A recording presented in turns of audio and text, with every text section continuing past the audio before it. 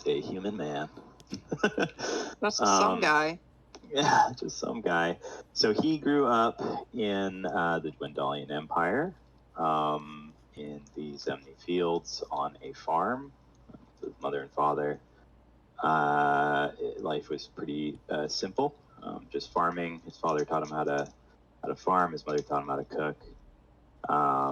He met a pretty girl in the farm next door, and fell in love with her. And everything's just fantastic until war came to the Dwendalian Empire, the War of Ash and Light, which is in the second campaign, in Critical Role, against the Kryn dynasty. So the Drow were attacking, and he was told, along with pretty much everybody who was living in that country at the time, that they were being attacked by monsters, and there's all sorts of horrible stories about things that were happening. So the Righteous Brand pretty heavily recruited among the people to try and get people to fight against the Kryn invaders. Him and his father decided to both sign up. They had always lived a very peaceful and not like a well-off life, but just a good life, and they didn't think anything bad of the Empire. So they wanted to do their part to fight. They went off, leaving his Lucas's wife Ada and his mother Emma back at home, while his father Thomas and him went off to war. Let's see. While at war, he learned, how to fight. He went to Blade Garden, was trained pretty well, and that sort of stuff. Him and his dad ended up in a squadron under a noble, or sort of a highborn commander.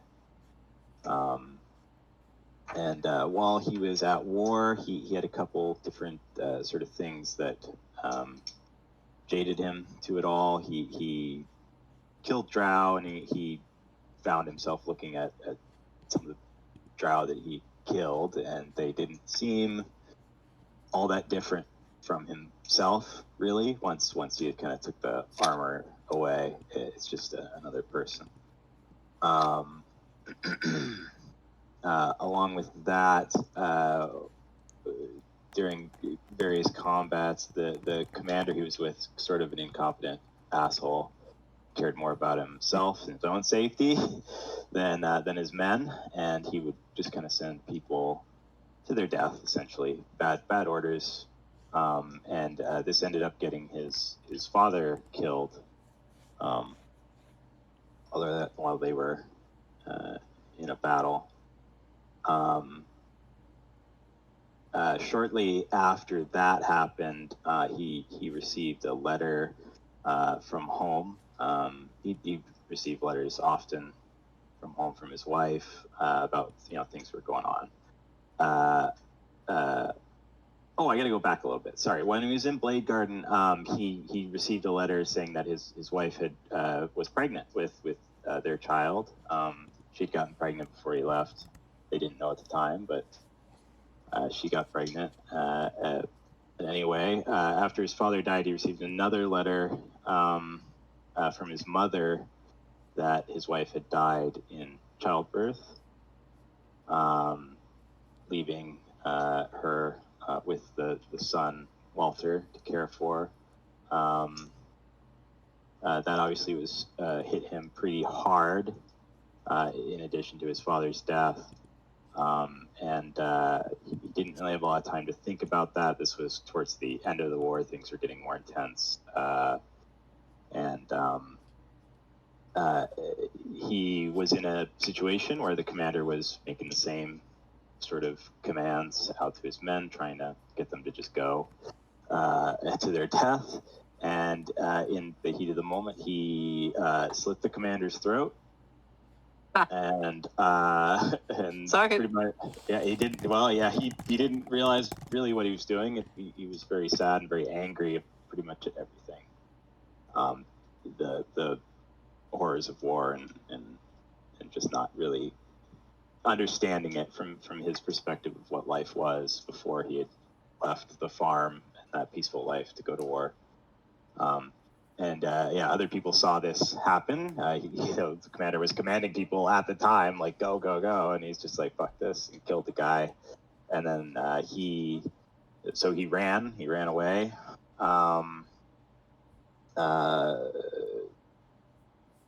Hooked up with sort of criminal underground to kind of escape Wildmount. He did end up in Taldore eventually.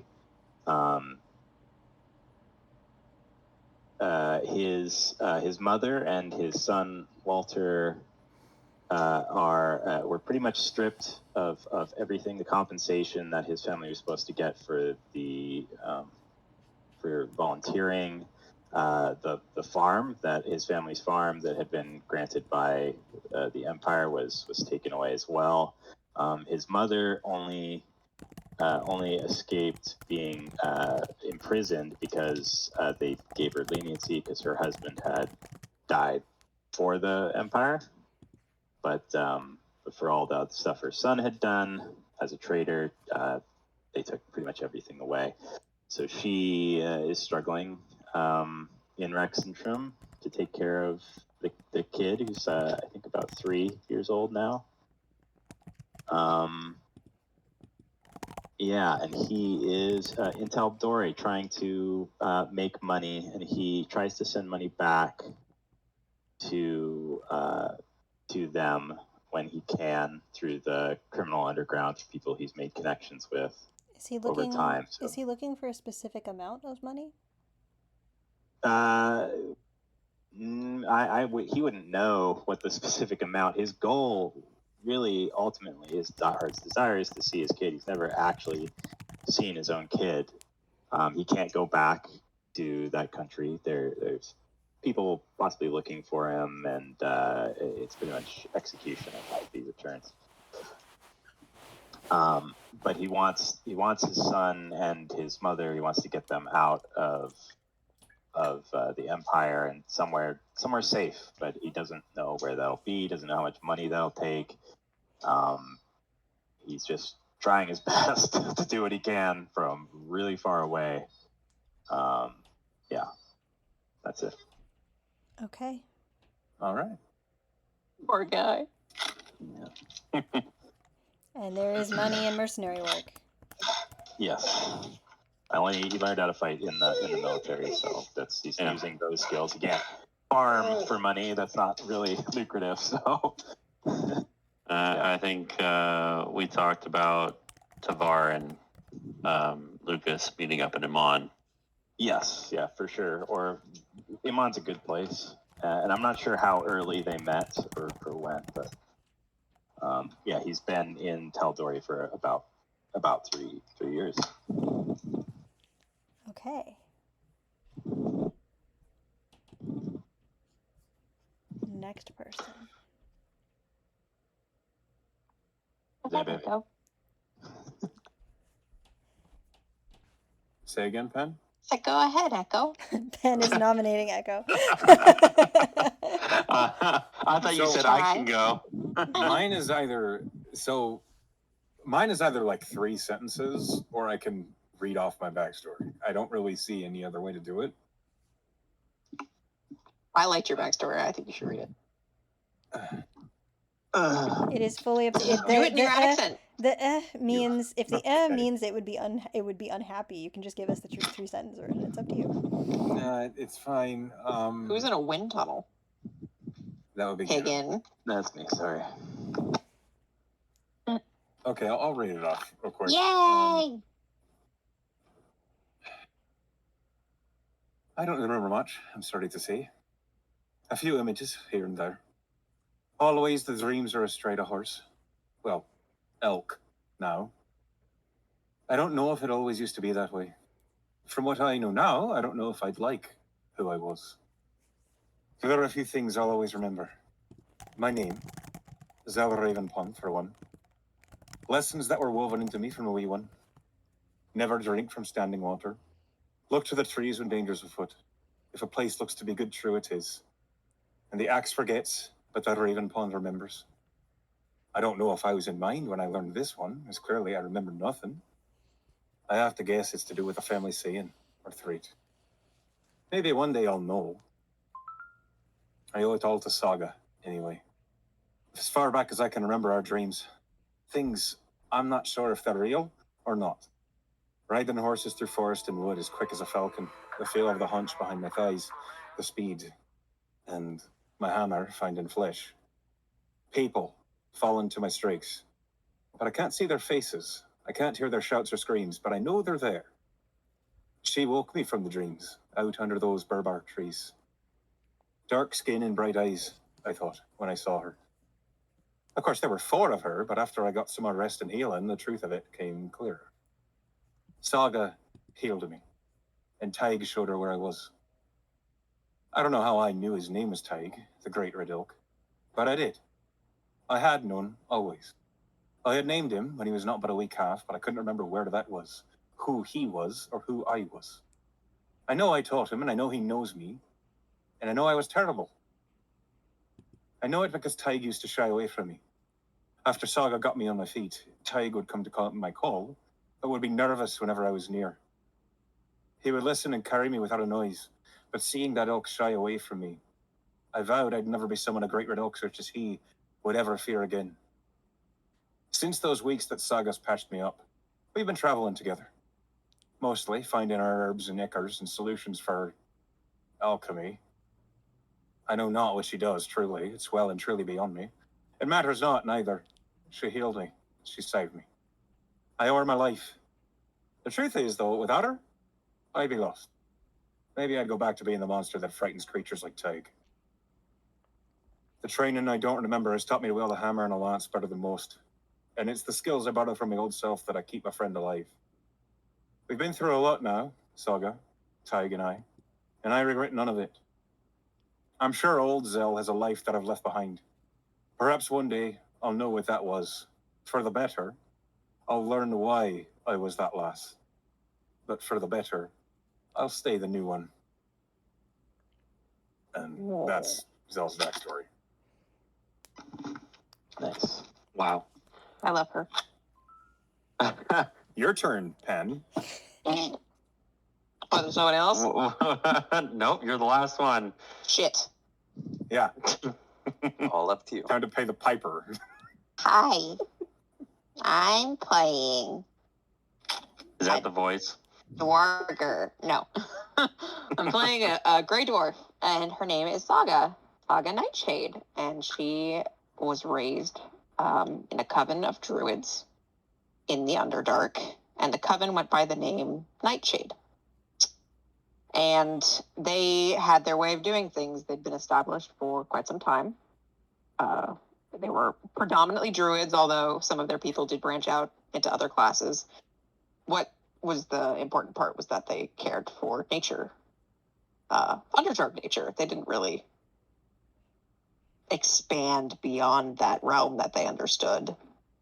And Saga revered nature just as much as they did, but she didn't understand why they couldn't do things a different way, that there might be more ingenuitive solutions or more efficient, which is why she is an artificer of the alchemist variety. She prefers to make alchemical solutions, potions, poultices, etc., to solve the problems that her coven mates would with natural magic, such as a druid would normally. And they didn't not support her. They thought that what she did was cool and it accomplished the job, and they'd never seen anything like it before, so she was clearly very smart. But some time passed and she realized that there was probably more to the world than just the Underdark. And when she pitched to her coven mates that the surface probably had many unique plants and animals and other living beings and creatures. They kind of shied away from that because it was well beyond their understanding. They'd always been below and they thought they'd always stay there, and she wasn't satisfied with that. So she decided she was going to go to the surface and come back with everything she'd learned and kind of prove to her people that it wasn't as scary or as dangerous or as alien as they thought it was, that they can apply their understanding of the world to the surface and be better for it. So they supported her decision, and she went on her way up to the surface, where she traveled for some time before she came across her companion Zell, critically injured, with an elk. The elk helped her find Zell, basically led her to her dying, injured form. And Saga wasn't so good with surface world herbs and healing, but she did her best, and Zell was walking around after a couple months. She finally got a little bit better. And Zell kind of swore up and down that Saga had saved her life in such a way that a debt needed to be repaid. And Saga said, "You really don't have to do that.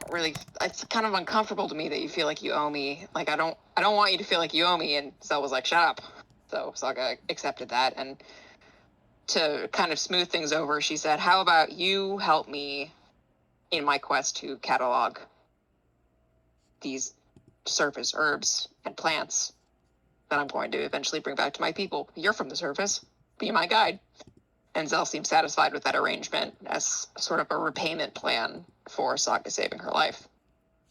And they've been traveling for a couple years now, and Zell has saved Saga's life a lot. Way more than the one time. And Saga has paid her back in kind. Like, they've saved each other. And Zell still hasn't left yet. And Saga is kind of hesitant to say, "Don't you think we're even now?" Because she doesn't want Zell to leave. She doesn't really look forward to the road on her own anymore. So she's just hoping that what they have now will stay the same. And that's her backstory. And her heart's Cool. desire is basically a Pokedex. Yes. Yeah, she wants a Pokedex of all of the knowledge, the medicinal, the herbal, the flora, and the fauna. She's not so animal-based as she is plant-based, but she understands the significance of animals as well. And to bring it all back to her people. Here's a question for you, Pen. Is that something that, like, she would prefer to get on her own? Is that something she would invoke a Fey bargain for? That's a good question. I feel like part of her journey is that she's doing it. She's found it. She's compiled it. That's kind of what I'm getting. So I'm wondering... And she's kind of reconciling this new knowledge with her old knowledge and kind of marrying them together in such a way that proves to her people that these things are all connected, even if it doesn't feel like it. Yeah, I'm wondering if, like, I'm trying to figure out, like, where is my hook for... Yeah. Where is my hook? Like, because especially if you want to feel pain, I'm like, I do want pain, but maybe her hook isn't in her journey to collect plants, rather her unwillingness to lose her friend. Because if Zell maybe remembers her history or decides she wants to do something else with her life and not have Saga in it anymore, that's a big fear for her. Mm-hmm. Cool. I will play with this. I was talking to Echo just recently. I hadn't sent this to you yet, Emily, but I picked one of my infusions as a homunculus. Mm-hmm. And I was trying to decide how that would jive with the aesthetic of my alchemical-based artificer, because she's not so much mech. Sure. And Echo gave me a great idea, and it was she was making some sort of poultice or potion or what have you, a mixture of some sort.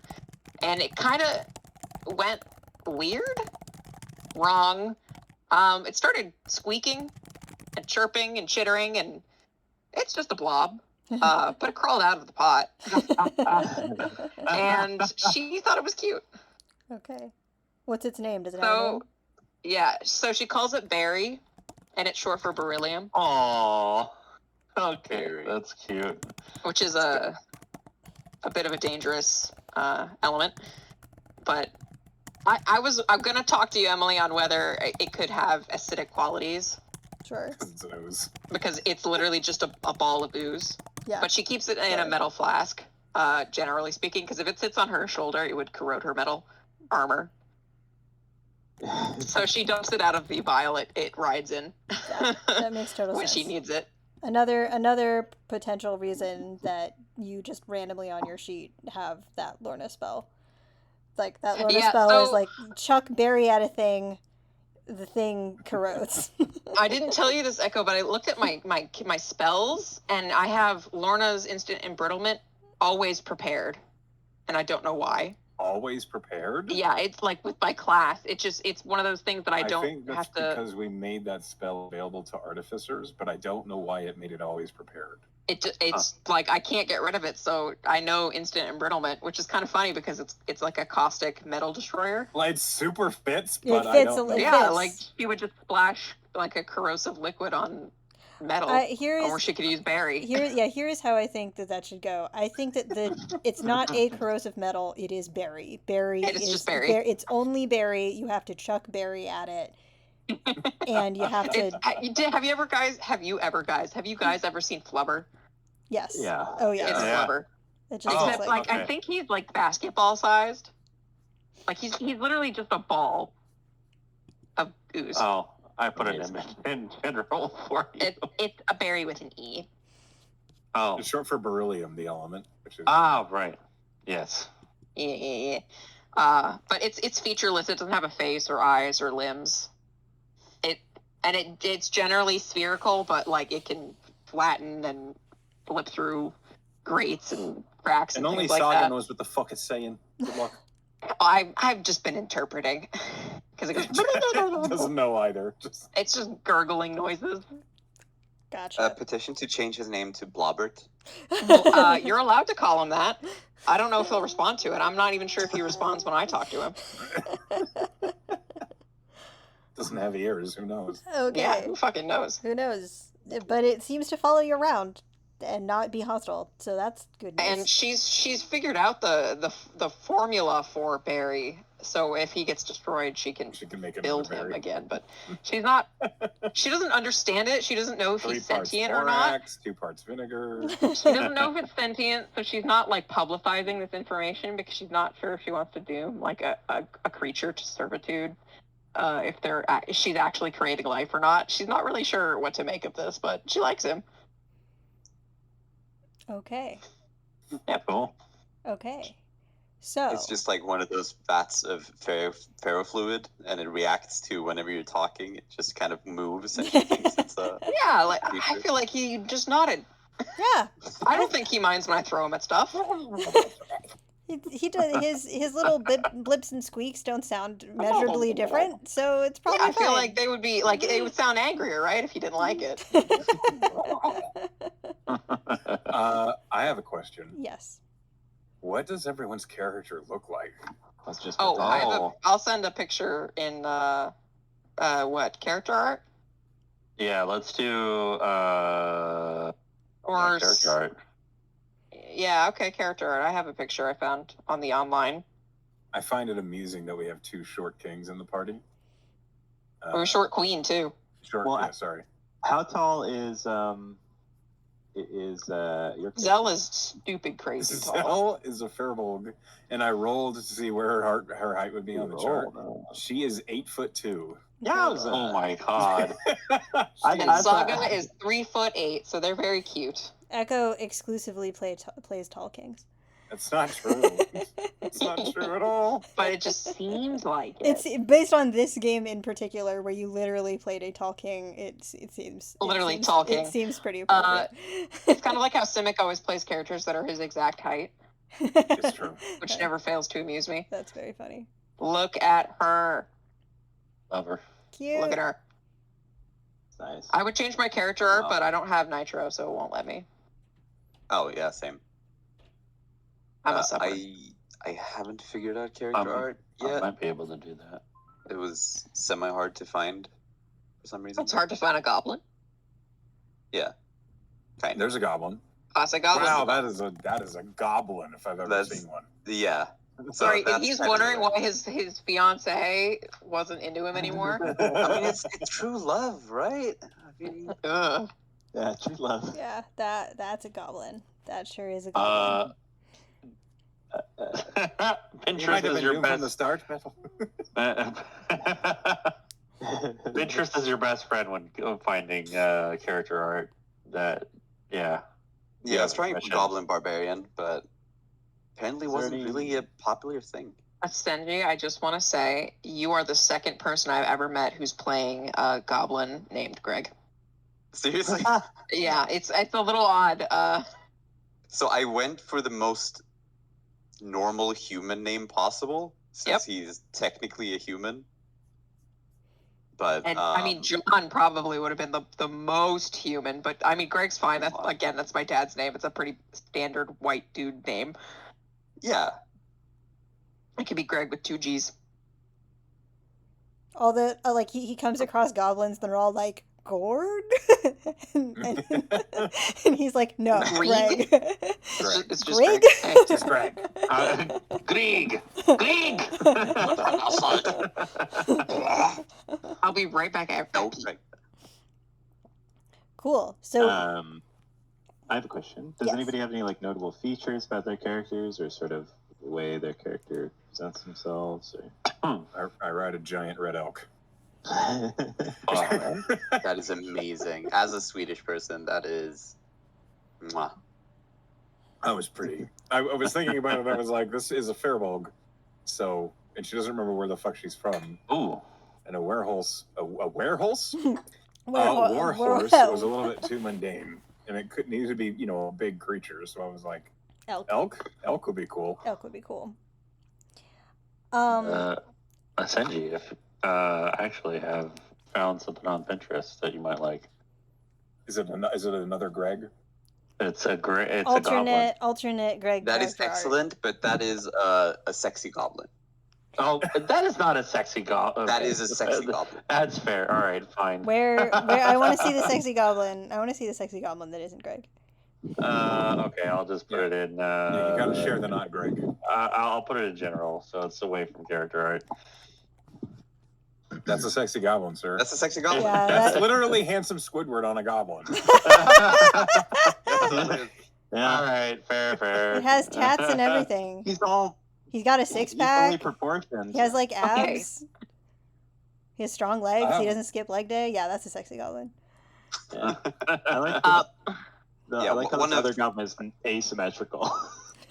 Yeah, I mean, yeah, that's definitely like he's supposed to be as ugly as possible because that's That the whole Kind point is he was dumped Okay, it's Yeah. really, because of his really. looks. and because he was trying to steal Just the beauty of the grotesque. forest. How about right? I'll put this in general, see what you think of this one. These are I have some generic. Ugh. Oh God, Headshots. that's terrifying. That is not something you'd want to bone. It could get way worse. It is. I got Wow. Too many teeth. Just too. Oh, it's like a shark. I don't like it. Just too many. What about this fucking guy? Just a pirate, an orc pirate. Oh, that's better. That looks like He's yeah. he's a little He's he's a little too hot. sexy. Yeah, he's Yeah, too he's hot. a little too That's sexy orc. too sexy. Yeah, All right. too hot. I would like to answer Ganon's question about like character signifiers. Yeah. I'm really leaning heavily into the alchemical, the witchy, the potion brewing on my artificer. So I'm going to try to find a way to describe or justify all of my spells and all of my infusions as Oof. some sort of Which chemical. nonsense. Love that. Like firebolt, would she's going to throw like alchemist fire, Yeah. Love Cool. or ray of sickness. She'll throw I don't know hepatitis. Oh God. Why not like a vial of skunk spray? Yeah, like she mixes poisons and potions and acid. Skunk spray. Oh, I'm gonna And hepatitis. And hepatitis. Just a chunk of rotten meat. Seal the deal. Okay. Well, my guy, he's I don't think there's anything Jesus too Christ. out of the. He's 6'2". He wears a really worn set of mithril plate armor, and he carries a symbol of Palor that he keeps on like some prayer bead looking thing around his wrist. Ooh, Palorian. Okay. Good to know. Mm-hmm. Sun god. Saga cannot relate. The approved god of agriculture. Yeah, one of the approved deities of the Empire. Yes. One that's of what he grew my up with. one of my low-key villains in my Strahd campaign. Pelor? Yeah. Fascinating. I Is your have team on Strahd's side? no. But the sun's not good no, either. I have a paladin who is originally Pelorian, and they basically have a choice of, because part of the Curse of Strahd is that there's, sorry, this is a different thing.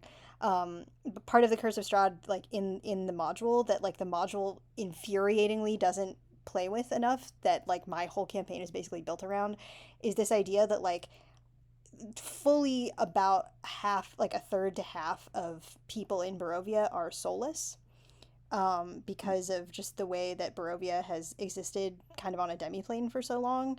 And so like the souls are going somewhere, and where are they going? And it's just sort of flavor in the module, but I was like, no, this shit is very cool, we're going to play with it. And so basically the Palor wants his champion to destroy Strahd, and to destroy all of the souls in Barovia before going to try to destroy Strahd, Like they have it coming. because so many people have failed, and the idea is like it will put them out of their misery, and it's an abomination for them to kind of keep existing on this plane. So it will be better to snuff them all out than to kind of like let them continue to exist in this abomination. Whereas the Morning Lord, who is like the, Lythander, the Morning Lord, is like the god of like kind of is specifically watching over Barovia, and his play is like, no, save them. Here, you should save them, and then you should go kill Strahd. And the idea is that like you could try to save them, and if you defeat Strahd, you'll save them. But if you fail, you were better off doing the thing that Palor wanted you to do, because you've essentially doomed them to keep living in this awful way. So it was a fun arc. My paladin like was an Oathbreaker for a while, and now has recommitted herself to the Morning Lord and is trying to save all the souls. It's nice. Anyway, sorry. Strahd is fun. It's fun. I want to play someday. I've never played. So I've started a bunch of Curse of Strahd, but never ever finished. It's a long ass. Start playing. It's a If long Echo ass runs campaign. it, I will be the first to sign up. I would like to sign up for that as well, to be honest. I want to warn you, if I do run it for start playing, I'm going to charge more than I would have in a little campaign that I made, because I don't like running from books. Yeah. That's fair. I feel you. So instead of 25, it'd be 35, and I want everyone to be aware of that before they commit to it, because it'll be more pricey. Just as that's fair. That's fair. It is also a hard as fuck campaign. Oh, yeah. I've read a little bit on it, just because I've tried DMing it and playing in it. So, yeah. So can we talk about this company that we've all joined? Yes. And Sorry for the is? distraction. Before that, I wanted to note that Tavar, since the Moonweaver, like he's in a particular like sect of the Moonweaver temple where he is following a moonlight domain, whereas the rest of the clerics in the temple are trickster or a trickery domain.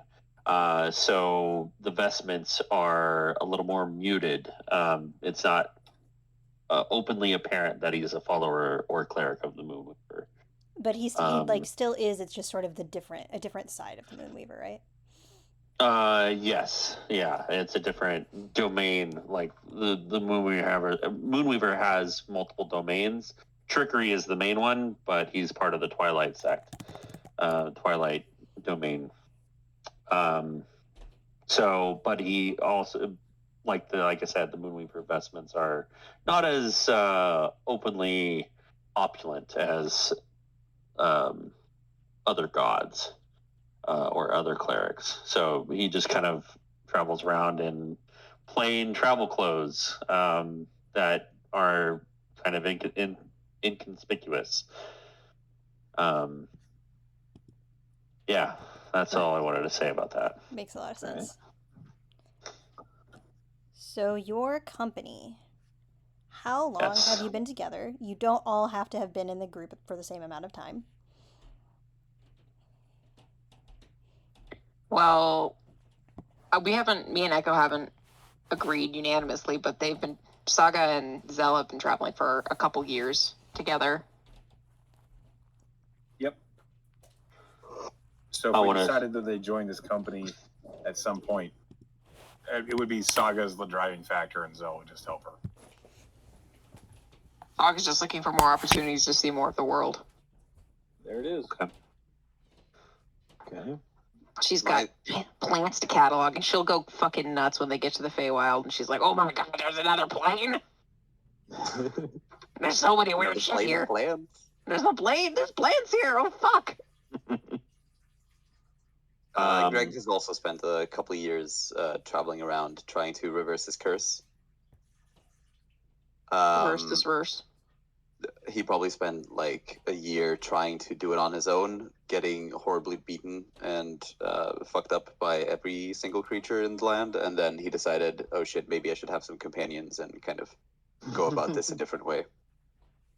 So Canon, I guess, maybe after a year of coming into Taldore, like Lucas and Tavar met in Amon. Yeah, that sounds good. Okay, so I guess Lucas and Tavar have been traveling around for a couple of years as well. Maybe Lucas is mostly just in it for adventuring, but particularly he would rather take missions that have to do with killing monsters as opposed to people or anything like that, or like stealing is fine. And possibly maybe one of our in the first year, we took a job to kill a rabid goblin that was rampaging through this particular forest, and it was Greg, and we decided to spare him. Absolutely, that makes sense. He's not even a rabbit. He's just like looking for trouble. Yeah. Well, I mean, if anybody who didn't know who the goblin was saw a goblin, they'd be like, "It's a rabid goblin." Definitely. Yeah, this goblin is terrifying. And I imagine with your backstory, Lucas would be probably wary of, because the dynasty has goblin soldiers as well. Okay. Yeah, I think that works. So it seems like Lucas and Tavar. Similar background. So it seems like if a thing can talk, he doesn't want to engage it in combat immediately. If it has a degree of sentience. Okay. Yeah. So Lucas, Tavar, traveling for 2 years, met Greg after a year of meeting, and then maybe a couple months after that, Saga and Zell joined. So maybe 8 months we've been all together as a party. Yeah, sounds good to me. That's a good amount of time to we've been on a couple of things together. We can talk to each other like we know each other, at least reasonably well. Yeah, that's fair. Yeah. That's my idea. I'm throwing it out there. So if anybody has a better idea. That sounds good to me. 8 months seems good. So let's see. Lucas and Tavar traveling around for about a year. Greg joins up a little later. Zell and Saga join after a couple of months. In total, it would be 2 years for Tavar and Lucas. Yeah. That makes sense. Yeah, I suppose Lucas probably took some time for him to get from Wildmount to Taldori and build connections and different things. So maybe Max. And then Saga and Zell have been like 3-4 years or something like that. Okay, so you've all been a company for about 8 months. So now is the very difficult question. What do you want to be called? Oh boy. Well, what's the company do? Well, this is we can actually, that might be a better thing to answer beforehand. So I've never done this before in a session 0, but I feel like it could be useful to kind of give you some handholds into your characters and your dynamics. I was going to propose that everybody, each person or team of people, if you want, come up with some sort of job that you had or scene that you did together, like not a combat situation, but like maybe after a combat situation, or like after kind of a, oh my god, hang on, something just shattered. Give me a second. My cats are doing something terrible. Cats. I hope it's cats. definitely is. Okay. That's why I just don't have expensive stuff. They'll be ruined. Yeah, waste of money. I have cardboard boxes everywhere, though. Oh my god. Yes. I'm glad my cats don't like to knock things off of Roll a tables. D100. Okay. No, don't play with that. 56. 56. Okay. Bitty dicks. Fitty dicks. Okay. You know. Here's my suggestion. I'll pitch it to you. And Okay, all is well. They broke a plate. All is well. They broke something. Doesn't sound quite right. They didn't break anything like terribly important. They just broke a plate. And then they tried to bat around the pieces of it, so I had to pick it up. Okay, what did I miss? I think there was a roll made? I was at, so I asked Penn for a D100 because I have a list of random encounters, and I thought a good quest for us, the two of us, might have been one of these. Oh, I love that. Great. What did it land on? The number is 56. So I'll just read off the encounter, shall I? Sure. A lynch mob has gathered to hang someone accused of murder. The accused proclaims their innocence and the fact they have not received a trial. The evidence given by the crowd is not concrete. Things like people seeing him near the house before the murder, or someone finding bloody clothes in this house when he had been slaughtering pigs the day before. Does the party stand by and potentially let an innocent man die, or do they risk drawing the ire of the settlement by fighting them to free him? I mean, this is Saga one would be of... all for that. She has a passive investigation of 22. She would love to try to solve a murder and clear his name. So I imagine the way Saga and Zell would have handled this is Saga would have told Zell that. Zell would have caused a ruckus and bought time while Saga went and looked through the guy's house and tried to investigate the murder. Or Zell would have helped me intimidate the crowd into letting us give him a fucking chance. I can see that, yeah. So that she'd have time to gather the evidence and explain what had happened, truly. Sure. I could see that happening. In like a small town, just fucking somewhere before running into everybody else. Yeah. Like maybe we were in town to get some ingredients, or you found like there was a rare plant that grows there, and we ran into this bullshit. Yeah. I imagine... Oh, this might be... Say again? Okay. This might be important. Where did we all come together as a 5? Like, I think Wildmount might be out of the question because of Lucas. I know nothing about the geography of this world, so I'm going to pose that question to somebody else than me. Likewise. It's pretty much open for Saga because she's traveling all over the world. She could be justifiably anywhere. Seems like wild miss Okay. then. Greg. Anywhere in Taldori. Somewhere in Taldori, Oh, then. not, All right. no, yeah. I get the two Yeah. confused. Yeah. So you met up in Taldori. How about Iman? Or classic. Classic. Sure. Hmm? I would Yeah. think, me and Class's character are just kind of hanging out there. I think that's the base of operations. Oh, you could even Sure. have a little. You could literally even have a little home base there in Iman. Does anybody else's group want a morally ambiguous side quest to have To as bring them background? together. Yeah, I'll take Sure. one. Roll a Yeah. D100. Absolutely.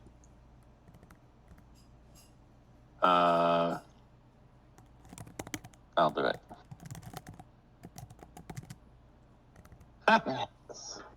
Two.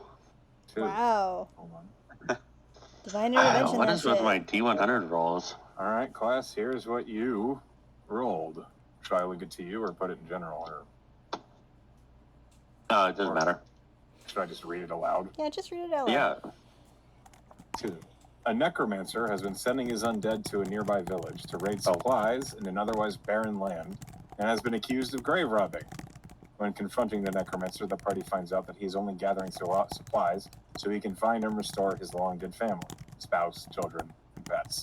He only wants to see them one more time. So how would you guys handle that? A quote-unquote necromancer.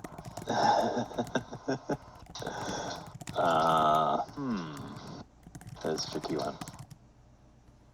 I feel like that's just the plot of Full Metal Alchemist. Kinda, yeah. It's summarized. I think Lucas would definitely sympathize with the idea of wanting to see your family one more time. But I'm not sure how he would deal with the necromancy part of it. Interesting. The Well- cleric has this one, so that's interesting. How did the others Yeah. feel about it? Yeah, I feel like I Greg think- would be pretty simple. Reaction would be, if he can do this, can he also cure me? Mhm. Probably not, unfortunately. Yeah, so he would probably be just For the sake pissed of off plot. when he says no. That's a no. Poor Greg. I think Tavar would be kind of neutral towards it. Like, he would feel that, okay, that makes sense. You want to see your family again, but you're still causing issues. So let me try to help you by using my cleric powers to make sure that this is controlled, rather than just like undead or harrowing a town. So you guys would sympathize and help him get supplies? So the problem is that undead are raiding villages to get supplies. What supplies is he? He needs supplies to restore his long dead family. Presumably By valuables. supplies, you mean dead people? No, like the necromantic ritual probably needs like incense. Incense and other gold sorts of and shit. stuff you Yeah. gotta buy. It's expensive. Raised dead is expensive. Is he killing people to do this? It doesn't say. I would assume no. He's Not been killing accused of them, but- grave robbing, so he's probably digging up Yeah. corpses and taking the jewelry off of them. Well, and if That's he's fine. if he's raising them, if he's a necromancer and the undead are the ones raiding the villages, probably it's the undead. It's like the people's loved ones are the undead that are doing the raiding, which is probably very upsetting to a lot of people. Yeah. So, All right. In So that the case, so do you help him by getting them the supplies? yeah. Or do you be like, hey, if- stop? If there's a story where families are seeing their dead loved ones come out and be horrible monsters, then no, absolutely not. Okay. Yeah, he okay. could understand where the guy's coming from. Lucas could, but yeah, no, not that, because that's affecting other people more than just like stealing. Sure. That's like an emotional effect. So is not would they something have killed this dude, or would they have run him out of town? What would they have done? Handed him over to the guard. I mean, Greg would probably most definitely see this through a storybook lens, where this is obviously the villain of the piece. Oy. So he would definitely want to beat him, whether in combat or get him At to chess. submit. After trying to make a deal with him to fix him. Yeah. Okay. Yeah. I mean, this might have been like started off as sort of seeing him as a villain, and then wait, can you do this? No, you can't. Okay, still villain. Not useful to me then. Goodbye. Yeah, makes sense. If he wouldn't back off and go away, then yeah, it would be a fight. But Lucas probably tried to talk to him. Maybe try and convince him. He's not good at persuasion, but he would try and talk. Yeah, me neither. Yeah, yours is worse than mine. I have 0. Mine's terrible, yeah. Wait, you have 0? What? 0 plus to persuasion. His modifier is Wow. a +0. Modifier. Oh, my He has a persuasion 0 is charisma. better He's than clinically his. dead. Oh, is it? Yeah, I have a -1 to charisma, but I'm proficient in persuasion. No, not proficient. Just a flat roll. Fair enough. Yeah. Then I think Tavar would help kind of either run him off or destroy him, depending on the social interaction. So we brought him to seems justice. like the group is mostly against this necromancer. Okay. Yeah. All right. That seems like a fair. Sounds like a judgmental group. Well, we said there would be some talking and some yeah, well, exactly. I think debate about this is a happening. good. Yeah, I think this is a good moment. This is a good moment to maybe like turn it over to in character. The difficulty is that I like specifically didn't prep for combat. But I guess I can be flexible about that. I've been like frantically looking up like necromancer stat blocks. These are just you don't have to run any of these. My thought was that like you can kind of figure out what happened and then talk about it afterwards, like at the tavern afterwards, or at the inn or wherever it is that you are after. What is the conversation that these 3 people have about this? Okay. Echo, your dad just messaged you. Maybe we should roll a persuasion check for getting him to leave town. Sure, that seems reasonable. Go for it. Who's most persuasive? I have a Or +1. Jesus. Or would this just be like a Lucas is trying to persuade him, so therefore? Yeah, I mean, Lucas would try. I don't know. Would your character try class to do that? Would try? Lucas seems the most emotionally invested in this, so he would leave it up to Lucas to talk to him. All right. And Tavar would back you up on whatever decision. One flat persuasion roll here. I already did one earlier, but I don't think anybody in our group is persuasive or charismatic. That's pretty good. 14. 14. For a guy who wants to see his family again, I'm not sure if that's good enough. He wanted. So I thought about a DC in my head, and the DC in my head was 16. So I feel like probably what happened here was that y'all it was initiative and you got into combat. And I feel like it might not have gone like that if it weren't a necromancer that explicitly has a bunch of undead servants to help him. He might have run otherwise. But he had a bunch of undead servants to help him, so it was a fight. Mm-hmm. At the end of which, how do we think this resolved? Obviously, y'all are still alive and everything, but clearly they lived. Clearly you lived. Nope, we died. Let's roll new characters. Okay. Clearly you lived, but you can in D&D you can make damage non-lethal. You could have theoretically knocked him out, or you could have killed him. How do we think that went? I feel like this might be a strength saving throw from somebody. I think. Okay. Emily, do you want this 100, this D100? That would be rad, actually. That sounds very, very usseuseful. Echo was a dragon and his horde is lists. It's true. I have many tables. Here's one I use frequently. The section in this one is the 100 morally ambiguous side quests. Whoa! There's lots of them. This is wild. Oh my god! This will make my life so much easier. Holy Game shit. changer. Scary Forest encounters. Yes, I need that for my. Oh, thank you. Incredible. You're welcome. Thank you. I think sending this necromancer to his family is the best result here. Okay. Jesus, that's a Oh, nice the way to put it. morality of that is. Do we want? Do you? I No, mean, here's the question. Do I'm we gonna want it? reunite you with your family. if we just knock him out, he's just gonna come back. Do we? Well, I mean, you could hand him over to the guards. Do you You want? could how- Sure. I decide think. this is none of your business. I think somebody should make a strength save about it, and this will be for the final blow. Of All right, were I'll you go for able? it. Were See you if I able to could. hold yourself back? I feel like Lucas is a good person to make this. Were you able to hold yourself back?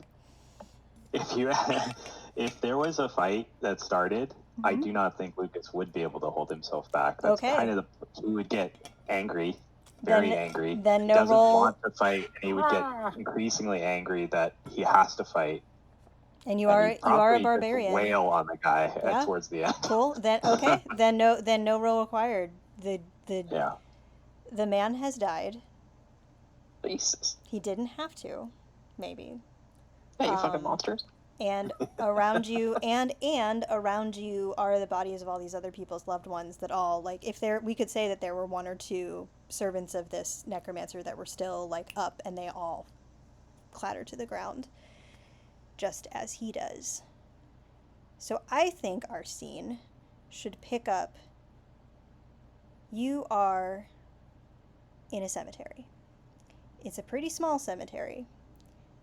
And there is like a tiny little it's not like a dungeon sort of mausoleum, but it's like one or two rooms, and that's where the necromancer had been kind of holed up. And you chased him all the way back there, and so you are in a tiny claustrophobic kind of water sort of dripping down the walls sort of place. It stinks in here with the smell of the dead, and you are close together. And the body of this man has just failed his last death saving throw. The light has left his eyes. You are panting and exerted. What do you talk about now? What a waste.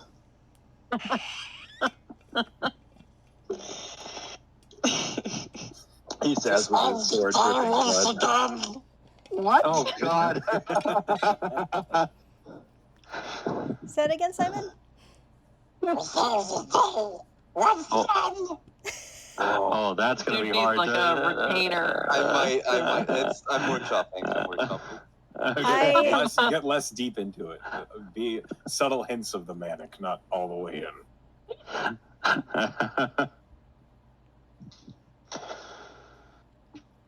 Can you say it again, Simon? I'm having a hard time understanding it. Oh, save the day again. There you go. There you go. That's better. better. Got it. You got it. Random friends. Oh no, that's gonna make me not RP well. Same. I really wish he would have seen reason. Is there like a shovel around? Oh yeah, you're in a gravekeeper's place. There are absolutely shovels available to you. I think he's gonna try and rebury the bodies that this guy's exhumed. I'd like Lucas would. to point out at this point that one of them is not necessarily a child, but cannot be older than a teenager. Male, human, kind of gangly, still a little slip of black hair. Will you help me put him back to rest? Of course. Of course. Yeah. I'm still trying to figure out his voice. This is what this is for. Yeah. It's okay. I still don't have a voice for me. Take your time. I should also maybe point out at this point that I am not a voice actor and can't do voices, and I'll try That's to totally fine. color my voices a little bit to distinguish, but that's about all I can do. You don't even have to do that. You can just say this as he says. Yeah, and that's speak. usually what I do.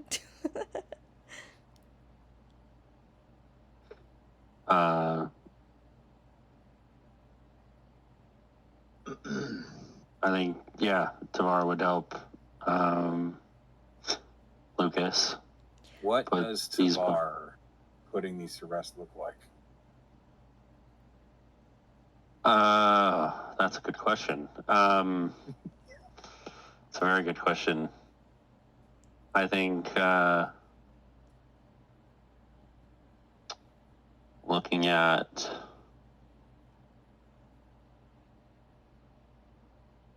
I think he would shed the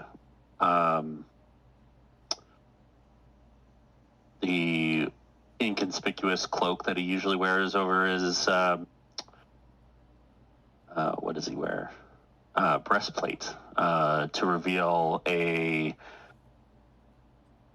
sparkling silver breastplate with the emblem of the Moonweaver on it. It's a stark contrast to his clothes that he wears over his armor, and it would be kind of the room would get darker, more,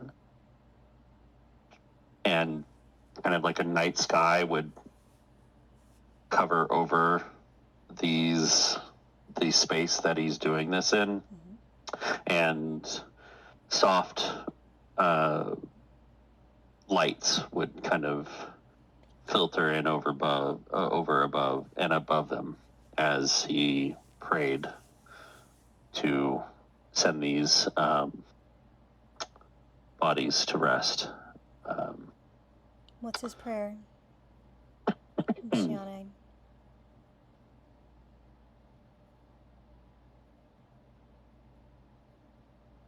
Weaver,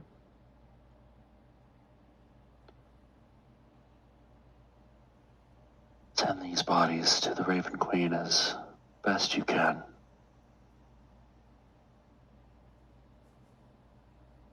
Let them be protected by your darkness.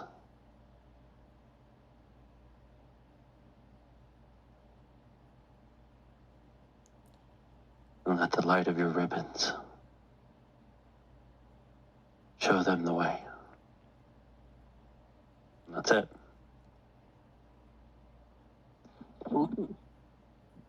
You open your eyes, and this mausoleum is a pretty dark place because, you know, as mausoleums often are, it's halfway underground. But as you kind of look out the door, it has you kind of like went to set your ambush on this man a little past twilight, so it's not your favorite time. But a shaft of the nighttime light seems a little lighter and a little more purple as it falls on the face of this child. And you have a sense that you've done right here.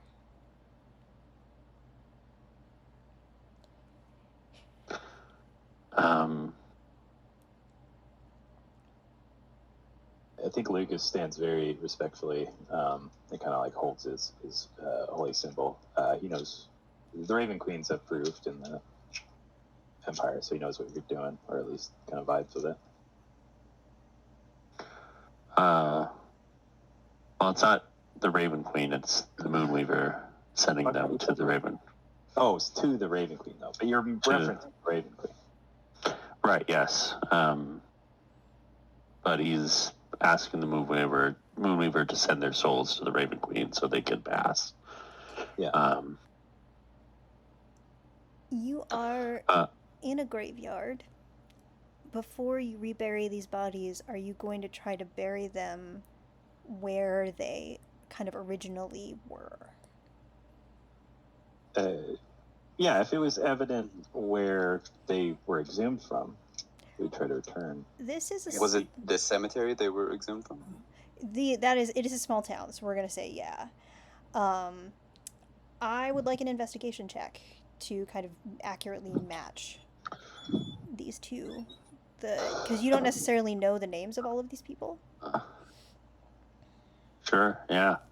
I think I have the best investigation. If I will also yeah, it's a +1. I will also What are our strengths as a group? Can I give assistance? That's a good thing to talk about too. The strengths Oh, yeah. of the Or beast what's Greg's investigation? I might be. -1. Oh. Very Lucas is observant fellow. -2. Okay, it's a 15 with advantage if I have help. If you have help, you do have help. You Yeah. do. Yeah. 15 was the DC I had in my head. So it does take a while. We're gonna say that there's somebody roll me a d10. Okay. How does one do that? Go for it. Greg, roll the d10 if you want. Are you on D&D Beyond? No. Oh, nice. 5. Oh, you did it. 5. There are 5 bodies for you to rebury. And it takes a minute, but you do so carefully and gently and clearly respectfully. And it takes you a couple hours, but you do match them all appropriately. And you lay them all to rest.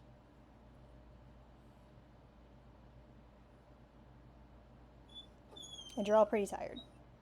Well, I don't know. Lucas is pretty tough. They were very dense bodies. Digging would be a lot of work. Yeah, digging is a lot. Do you have any conversations or anything during this time, or do you kind of all work in thoughtful silence?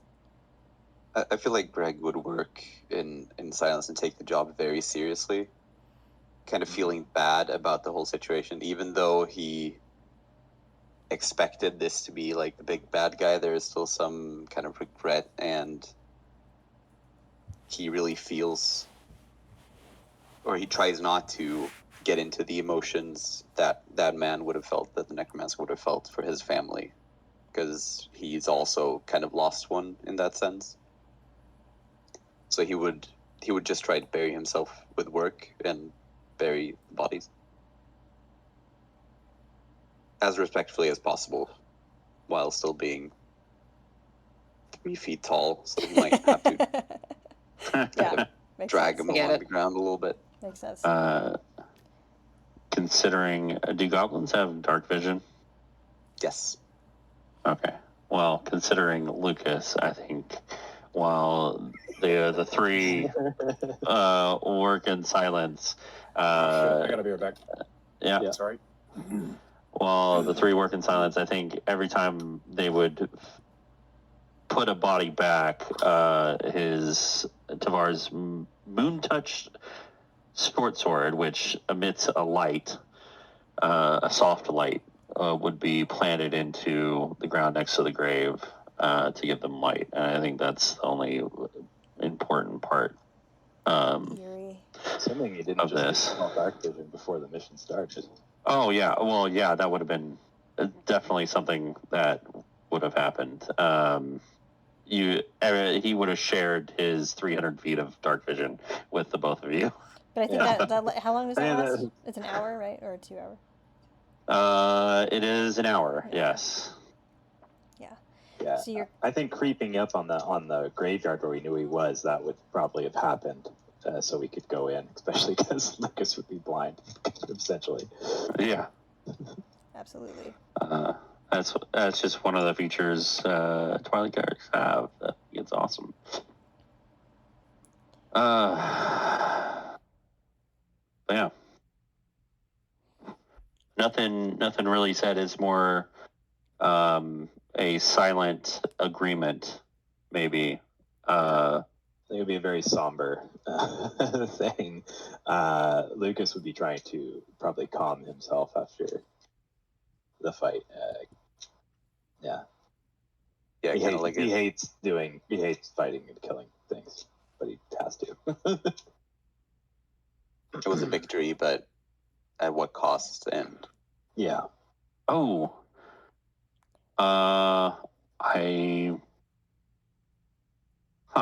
Yeah.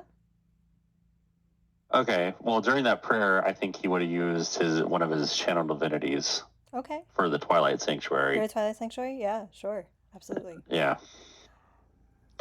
For Which is Go ahead. for people who don't know what a Twilight Sanctuary is, it's a sphere of twilight that emanates in a 30-foot radius. So it's just kind of like a dark, like, sphere, but you can see through it. Yeah. Cool. So, before long, the last body that you have Male. that is unburied is the necromancer himself. What do you do with this body? We should burn him.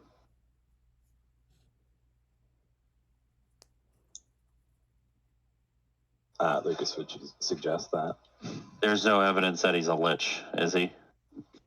No.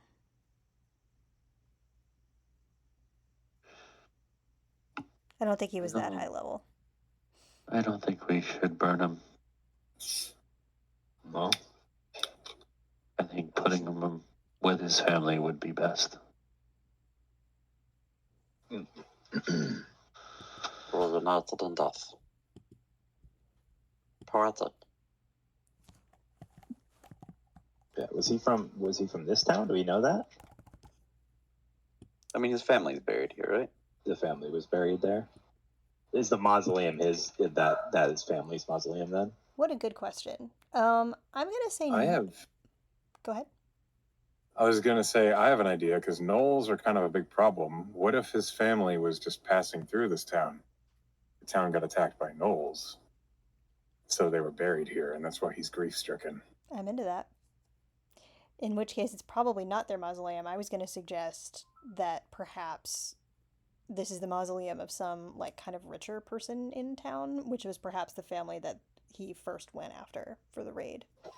Mm-hmm. Okay. But his family's here, so trying to find it, maybe? Yes.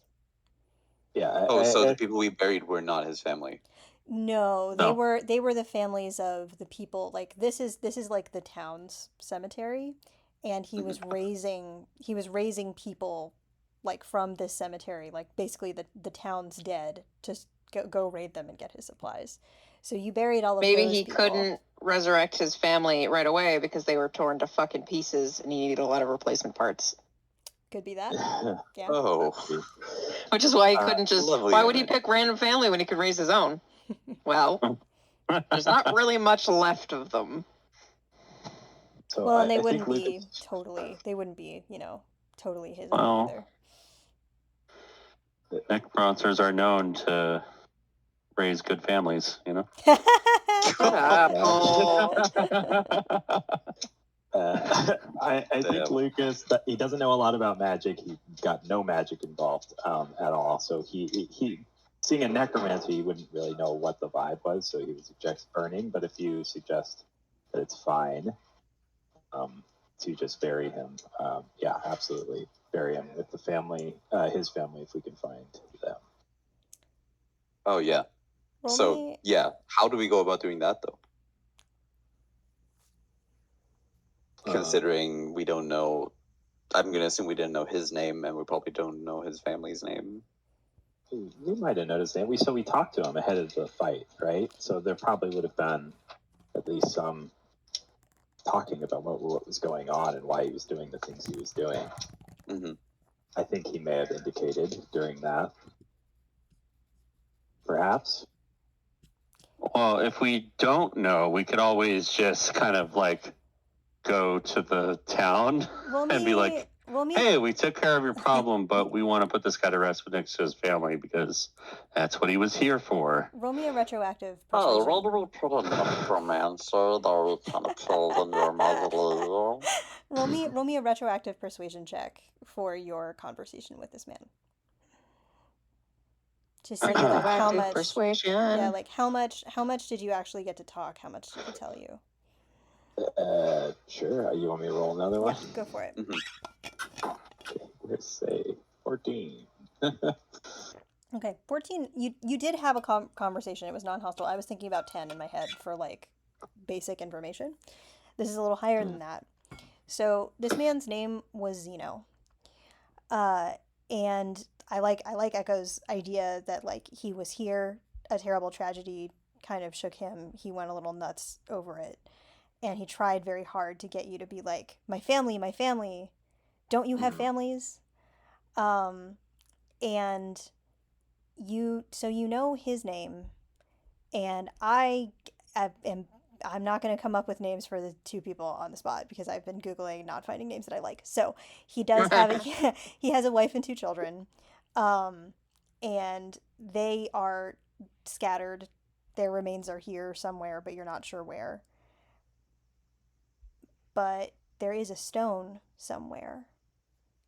Like, and part of what he was saying, I think, is he was complaining about how the town, because the town is kind of an insular place, and they wouldn't even carve their names on a stone to mark them because they were not members of this community.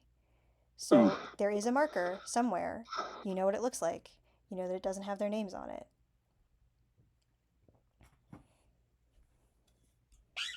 I think we would search for it, at least. I'm going to say, roll me investigation. You will succeed. This is just to tell me how long it takes you. Okay. Do you want to do that? Savar? Sure. You're the best. I said Sephora for a second. I'll add a D4 to this just because I have guidance. For guidance, totally. Absolutely. And if I'm getting help, do I have advantage? Yeah, you have advantage. Yeah. Okay, 14 plus a D4. Well, 3. So I can also argue for something different to how we're doing it with investigation. My guy has a very high survival skill, so you kind of know what natural. I'm into that. Absolutely, 100%. He also has proficiency in the. Yeah, absolutely. This is either of those. This is definitely something that would help here, and I think I have proficiency in survival as well, so Tamara would help you track. Yeah, I mean, I will say, you have already succeeded, and it didn't take you very long. You didn't lose a lot of time. Like, and these rolls are basically just for flavor anyway. Yeah. So you find it pretty fast. Like, it takes like 5-10 minutes of searching, because you kind of know what you're looking for. And so it's a little bit further away from the rest of the graveyard. It really does. You notice that even the stones that are, like, the stones are not, like, it's a graveyard. Some stones are more elaborate than others, and often has to do with, like, how rich the town members are. But all of them seem cared for and like they're supposed to be gravestones. This stone is flat and is not made of the same material as the other stones, and it's not like expertly carved. It's not like the names are expertly carved. It's more that it's not that they're in chalk or anything, but it's very clear that this man kind of made this stone himself. And this is the grave. Okay. And we put him to rest next to his family. Grab the shovels. Grab the shovels one more time. I actually have a shovel in my inventory, so I came prepared. So you pull the shovel out of your backpack. You still have the shovel, this exact shovel from this adventure. Okay. You have successfully laid these people and this necromancer to rest. You can go back and talk to the townspeople and kind of tell them that their problem is solved and that their loved ones are where they belong. Mm-hmm. Is there anything else you want to do before we close this scene? How is Lucas feeling after all this? I mean, not amazing, but he doesn't feel amazing a lot of the time. What does he do? What's he going to do after tonight? What are all y'all going to do after tonight?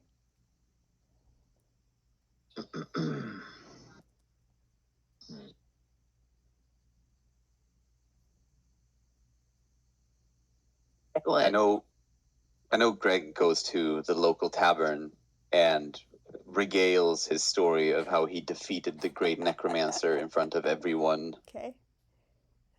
While standing on top of a table, yelling his lungs out. Sure. Oh, Jesus. No one has an idea what he's saying. Yeah, just in general. Necromancer. He's half Murloc on his mother's side. Okay, but like, what if he's the only one who can understand Barry? That would be very funny. I mean, that we've known each other for 8 months, so maybe. I love it. I think Lucas, he likes to cook, and I think that takes his mind off of what's happened. And I think he would actually ask if he was in like the tavern or something, if he could like just go into the kitchen and cook. Yeah. And he doesn't want to think about. You just anything. saved the town, man. I'm not gonna make you roll persuasion about it. Sure. Yeah, you just we can say that the cook is even like the owner of the tavern is even a person that like whose family like was one of the undead that got like kind of back re-alived, I guess. Reanimated. Re-alived. Re-alived. I kept being like unalive. No, that's the opposite thing. So yeah, sure. You can go back and cook. What do you make? A little bit of everything. Sloppy joes. Is it like from the supplies you brought from the cemetery? No, from he's got a kitchen. He's got a whole kitchen at his disposal. Do you make something sweet or savory? It'll just be like a dinner, so probably Bratwurst, roasted vegetables, and yeah, if there's some bratwurst, they'll cook that up. But yeah, he grew up on a farm, so he knows different vegetables, he knows fruits and different things and how to use them. He probably has some herbs and things that he's gathered just in his travels, so he can add a little bit of extra flavor beyond what probably this town normally has. Love it. Yeah, and he would specifically cook dishes for Tavar and Greg. Yeah. You do a great job. Excellent. So you kind of give your sorrow to the kitchen. Yeah. I mean, he doesn't put it into the food. That wouldn't taste very good. But yeah, it's he works through complex feelings he has by doing that. And Tavar, how do you handle this? Pretty somber moment. So, I mean, Tavar is naturally just a I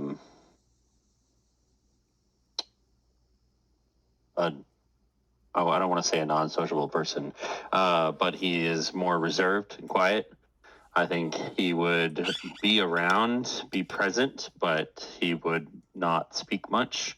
And he would be a participant in whatever the other two are doing, but just like at a distance. Or is he a participant in the regaling in Greg's regaling of the tale, or is he standing off to the side?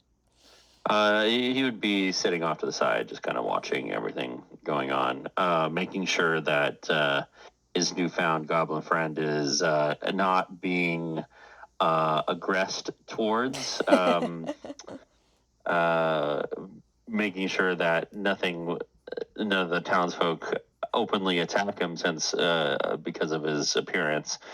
And if that doesn't happen, he would enjoy the food that Lucas made. And I think the only thing of note is when he goes to bed and he trances, the nightmare comes to him again that night. Although the figures are not the normal figures in his dream. It is his mother and father and some notable other Shatterkai and his community, and also Kylexis is there amongst the people. What are they telling And you? he would not sleep well, and he would take a point of exhaustion that night. Okay. What are they telling you in your dreams? Or is it just that they're kind of there looking menacing? It's just that they're there and it's the looks that they give him that scare him. Okay. Like, it's a look, they all look terrified and hopeless, like they've given up. Like, hope has left them. Okay. I think that's, after that ordeal, that's the only night that they are apparent in the dream, just because of what happened. Make me a perception check.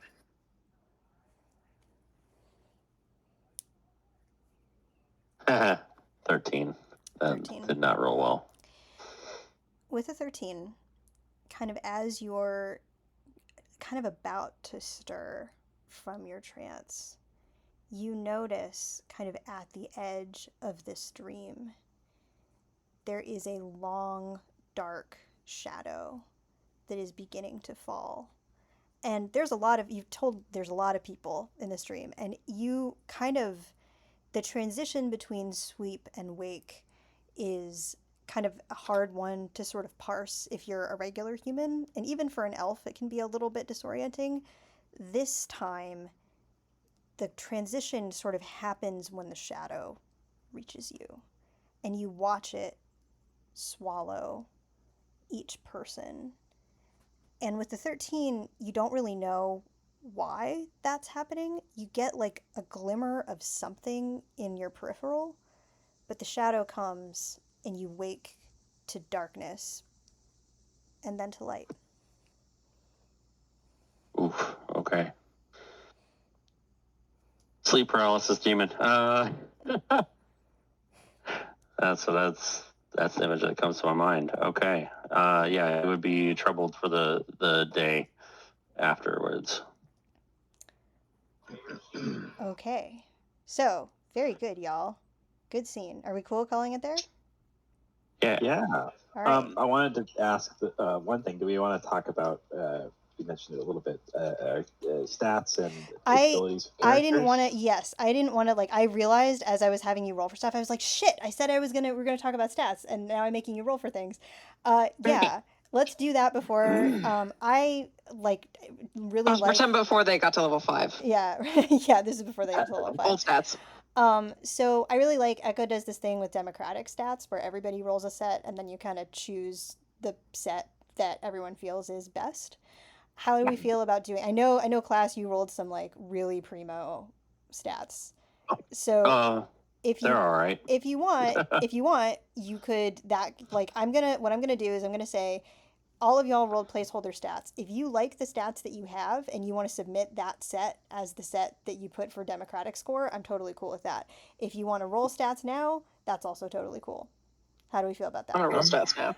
I'm cool with submitting my set that I used for placeholder. Okay, go ahead and stick that set in what do we do? General? Where do we put? General? Yeah, General? Sure. Good lord. This is a terrible set, guys. We're not picking mine. Aside from wishing that my strength was 1 point higher, I like my stats. I have a 6 in intelligence. I love a low stat. Yeah. I'm a sucker for a low stat. If you want to submit the stats that you've got, go for it. Or you are welcome to roll. Mine are terrible. Oh, yeah, that's a great set. Echo. Yeah. This is what I had. Get my snipping tool. No. I just wrote it with my fingers. Yeah. like a plebe.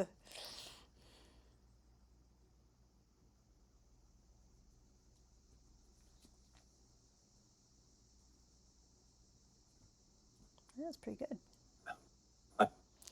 Okay, so everyone put a reaction on the set that you want to use, or you can choose to use the sets that you rolled and not do democratic. It's up to you.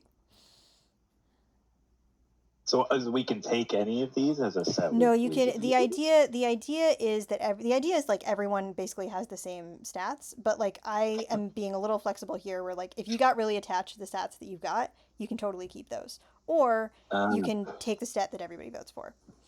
I see. So right now we've got two votes for Can I choose to voluntarily lower a number and still take the democratic stats? Lower, like, I don't see why not. I've done that before. Yeah, so I really like this 6 in intelligence. You really like the 6? Yeah, sure. You can totally take that 6. Like, if you have the same stats as everybody, but you choose to disadvantage yourself, I think that's fine. I'm all Maybe about you had that. a lobotomy. Yeah, I'm all about that. I like self stats. Those are great. But I would change the 9 to a 6. Yeah, I don't see a problem with that. Go for it. I'm not the DM though. Go for it. You wouldn't change the 18 to a 6? I like the 18. That'll give me the strength that I want. That's pretty much all I want. That'll get me over cap. Okay, so we You have can't go over cap. If we're cool with that, 3. then. So we have 3 votes for Zell's, and Klaus wants to keep his own stats. Yeah, we have 3 votes for Yeah, just Zell's. because I'm used to them now. Yeah. It's been a day. Yeah, absolutely. I made this character like a week ago. Yeah, he did. Can confirm he did. Yeah, absolutely. Class, if you want to keep your stats, go ahead and keep your stats. The rest of y'all, go ahead and take Echo stats. I think I'm gonna put charisma higher than I have it originally because we are apparently just the least charming party in the existence of the world. Yeah, this is gonna be really fun for me. So I'm gonna have an okay charisma. It's not gonna be great, but it's not gonna be dog shit like apparently it's going to be. I'm very excited that the tokens are. I was like, okay, well the tokens are going to be less useful if it's like a party of sorcerers and warlocks and bards and stuff. But like, nope, that's not what this is. So this is going to be fun. I mean, it's going to be fun regardless. But I didn't actually even write my stuff correctly. I know we were talking about feats there, Emily. Yes. I cannot take Charger because Charger does not work with a mount. Oh. So interesting. I Mounted am combatant. instead taking Shield Master. Shield Master. Okay, so are you still a mountain combatant? Is that what you're taking for your like yes, ASA? still mountain combatant. It's Okay, just, cool. Instead of mountain combatant's from my backstory. That's from your backstory. Cool. And then fighter feat is Shield Master. Gotcha. I wanted Charger, but it doesn't work because Charger says you have to take the dash action, and mountain combatant, the mount is taking the dash action. Gotcha. All about it. And what we have, Tavar has a moon touched sickle, which I think is your or a moon touched sword, right? Short sword, which is I think your uncommon. Sword, yeah. That's your uncommon. That's a common. Is it a common? Oh, neat. It's a common, yeah. Whoa, that's rad. The only reason you take it is so that you deal magic damage. That's rad. Evie shoosh. Very cool. That's it. It beats resistances without actually giving you a bonus. Yeah, that makes sense. What? We got a min-maxer over here. Oh, no, I was taking it for the flavor of Moonweaver. That's seriously what I was taking it for. Shut up! What uncommon... I will straight up say, like, especially when I started DMing Curse of Strahd, I was like, I'm terrified of min-maxers, what do I do? And now I'm just sort of like, okay, well, if there's min-maxing, I'll just choose harder monsters, I guess. Like, if that is how you have fun, man, go for it. I'm into it. Eve. What uncommons did you take? What uncommon items? I had to change my uncommon with the stat distribution. So I took, I wanted to actually be useful in combat, like as a melee, not just as a spellcaster. So I have... Yeah, because spellcasters are useless. Yep. Well, I didn't want to just have no strength, no dex, but I definitely wanted to prioritize my intelligence and constitution. So I took gauntlets of ogre strength so I could dump strength and still have good strength. So that's, what is that? It's like 19? Something like that? Yeah, it's 19. That's rad. So I'll show you what my stats are now. Yep. I took a sentinel shield and restorative ointment. Excellent. Restointment. These are my stats now. I already said what I had. I do a mithril half plate. Oh, those are wild. That's great. That's great, Pen. Well, I have a Oh my natural God. +2 in con for my race, Yeah, and gotcha. or maybe it's a. I don't know. Who knows? Who knows what my actual stats are? Why do I have a +2 in con? Is that my racial bonus? That's from being a dwarf. From being, You're a dwarf. yeah, you're a dwarf. Got him. Got him. Except he's not. He's literally twice my size. Oh. Unfortunately. Why didn't you put the 9 in strength if you were just wearing gloves? Touche. Stand by. Okay. Yeah, Dex -1 is rough.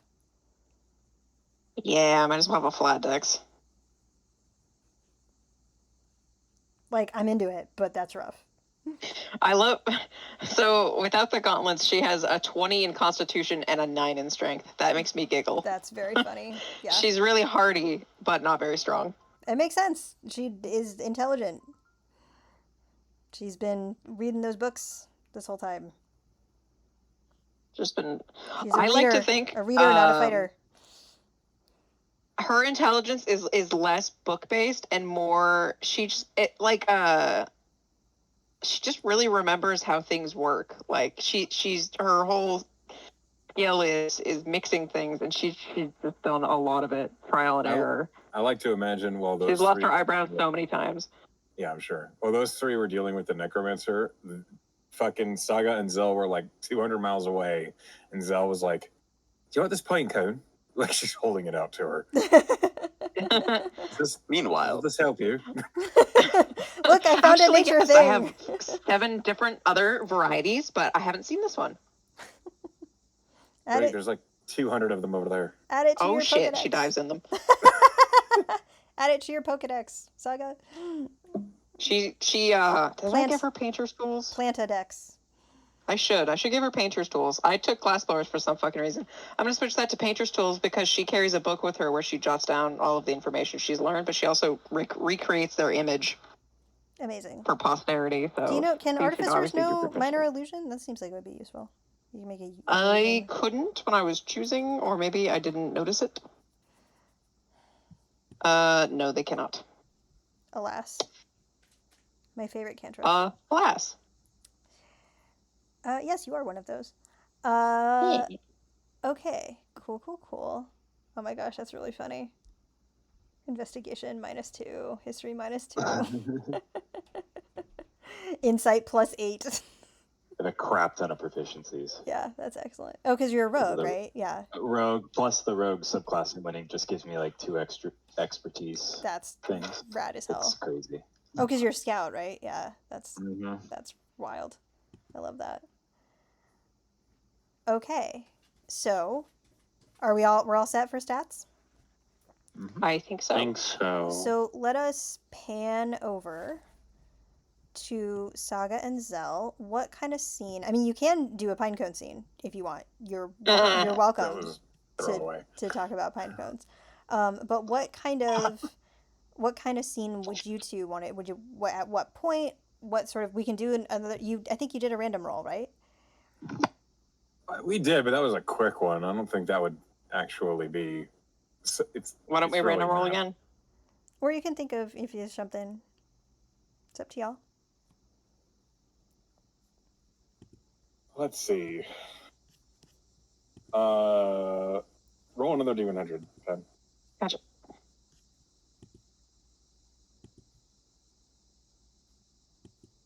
$22. I don't know about you, but I'm feeling 22.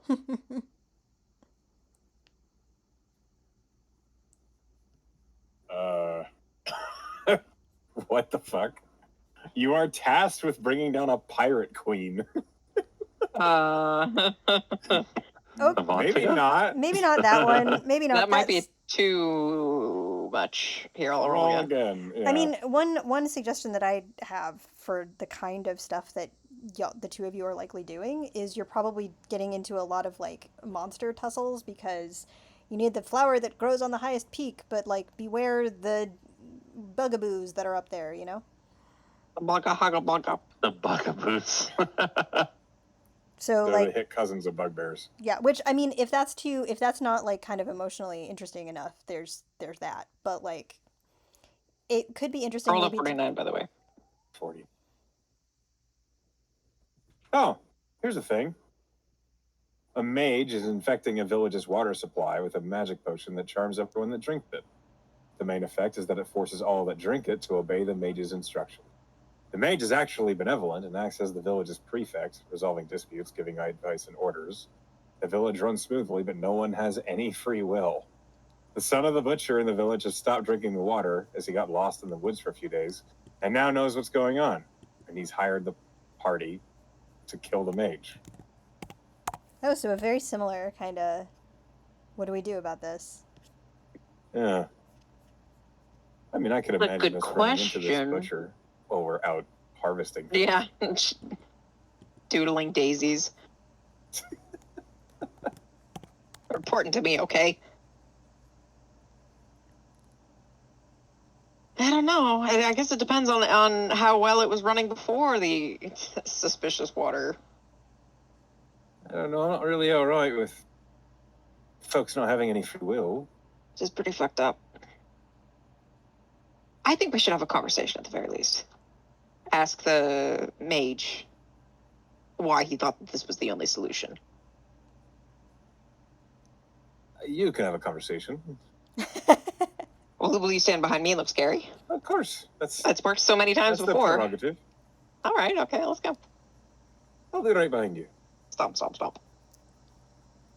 I think it's more like clop, clop, Clop, clop. clop, as clop. Riding an elk. Do I get to ride on the elk too? Oh, yeah, of course. I have to walk next to you. You're not very big. No.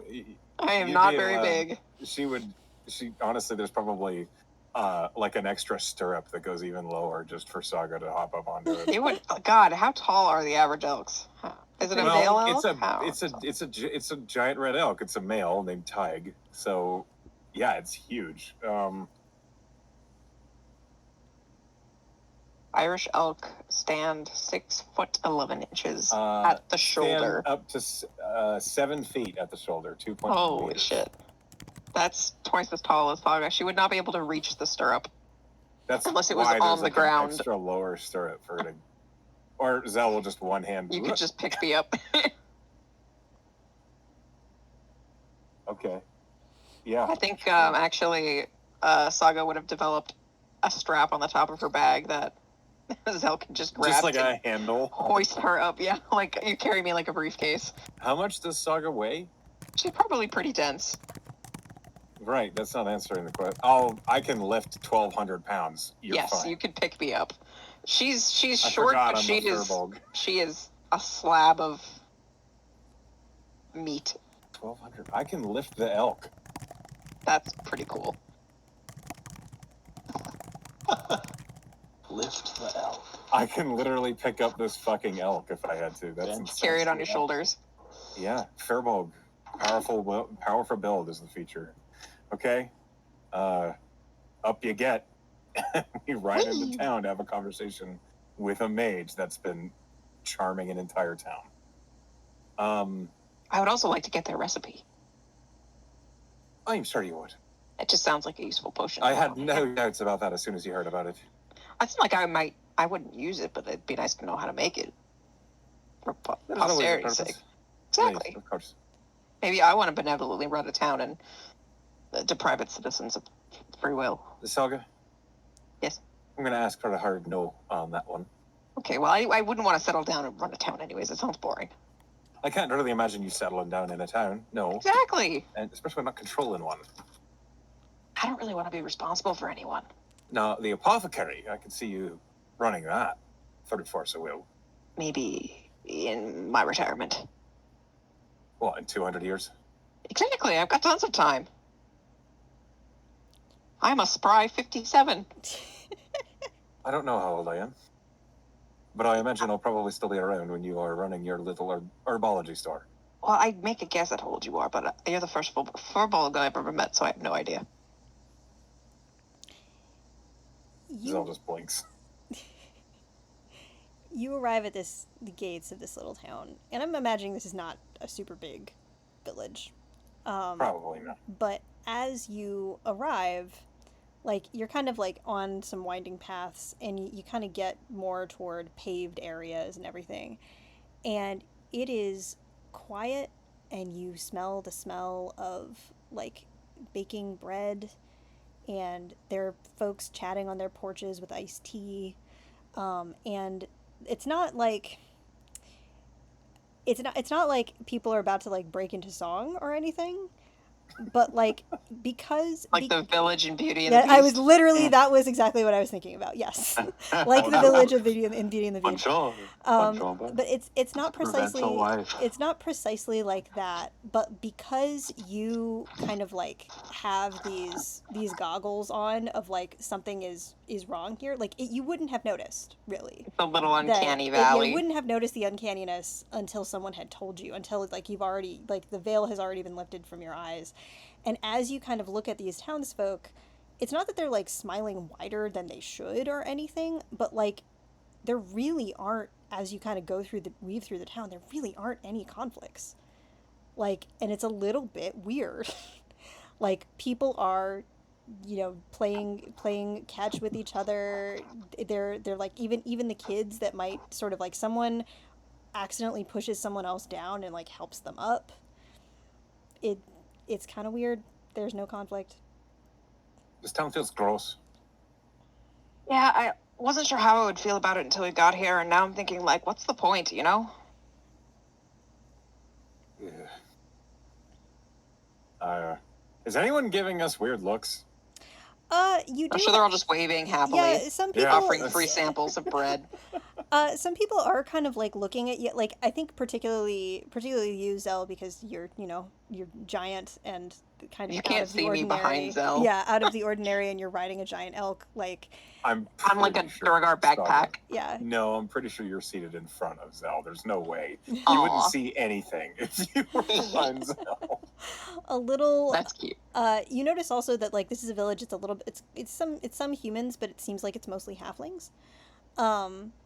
And one of them that is like teeny tiny because they're a little halfling kid kind of runs up and is looking at like wide-eyed at Tig and goes, "That's a creature." You're right. Keep your distance, little one. Oh, And she will like use the haft of her spear to like push the kid back a little bit. she's not friendly.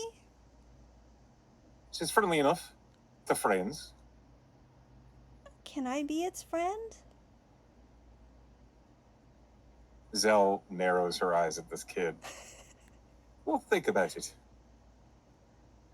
Okay. She's kind of reaching. She's way the fuck too short to actually even get close. But you can see her like reaching up, trying so like she really wants to pet this creature. The haft of the spear just bonk on the kid's fingers. Like, no, She looks mind your manners. devastated. Look, don't touch. Okay. And then Zell will whisper to Tig and just be like, "It's all right. None of that dirty mitts on you, I promise." Tig goes. And kind of. I might chide you, but honestly, that kid needs to learn not to touch random animals. Right? It's an elk. What It's a if good idea. Tig got itchy and just tilted its head antler right through the eye? Or step on her, or bite her. I don't know. She needs to learn. The halfling kid runs Her away. parents. The halfling kid runs away. Mama, This face isn't perfect. they said that thing is gonna step on me. I mean, it wouldn't even know. Like, Tig would have no idea. Like stepping on gum. You continue to work through the village. Do you know where you're going, by the way? We'll probably ask that kid, The the butcher. The butcher would have probably conveyed to us that they were a person of repute. Sure. They said they were the village prefect in the encounter query, so Yeah. that's who we're trying to find. So that's who you're trying to find. Do you ask for directions, or is this something that the butcher probably would have told you about? I mean, I'm sure we could do both. I'm sure these Yeah. people are very willing to give us directions. They are, in fact, very willing to give you directions. And they open it with bonjour. Bonjour. I'm remarkably good at expectorating. Yeah. So you find the village prefect's house without much trouble. Notably, it is like you actually might have had some trouble finding if you didn't know where to look, because the houses look, at least in this kind of part of town, they look pretty similar. It's not, and it's maybe notable that like the village prefect's house isn't like flashy or anything. It just looks kind of like a normal house. But it does look super cozy. It's kind of more like you would call it maybe the kind of thing you would call a cottage. And Well, they're not using their influence to get massive amounts of wealth. That's true. But this all feels so gross and... You know, there's got to be an manufactured. underlying thing. Like, the motivation can't be, I just want order and happiness, because, like, to cry and to pain is to realize that there are good things in the world. Whatever you said. Right. Make me a Okay. perception check. Make me a perception check as you kind of wind Okay. through this village. I rolled an 18. I rolled an 11. 18. You notice, Zell, that kind of there's some little dots of red kind of in, not like, it's pretty inconspicuous, but as if blood, and really old blood that's not on the house, not on the prefect's house, but kind of just as you're going, you notice that there are kind of like drops of blood here and there, or things that you're used to as a fighter. Maybe a mound or something that maybe doesn't quite belong where it should. They are markers of old conflict here.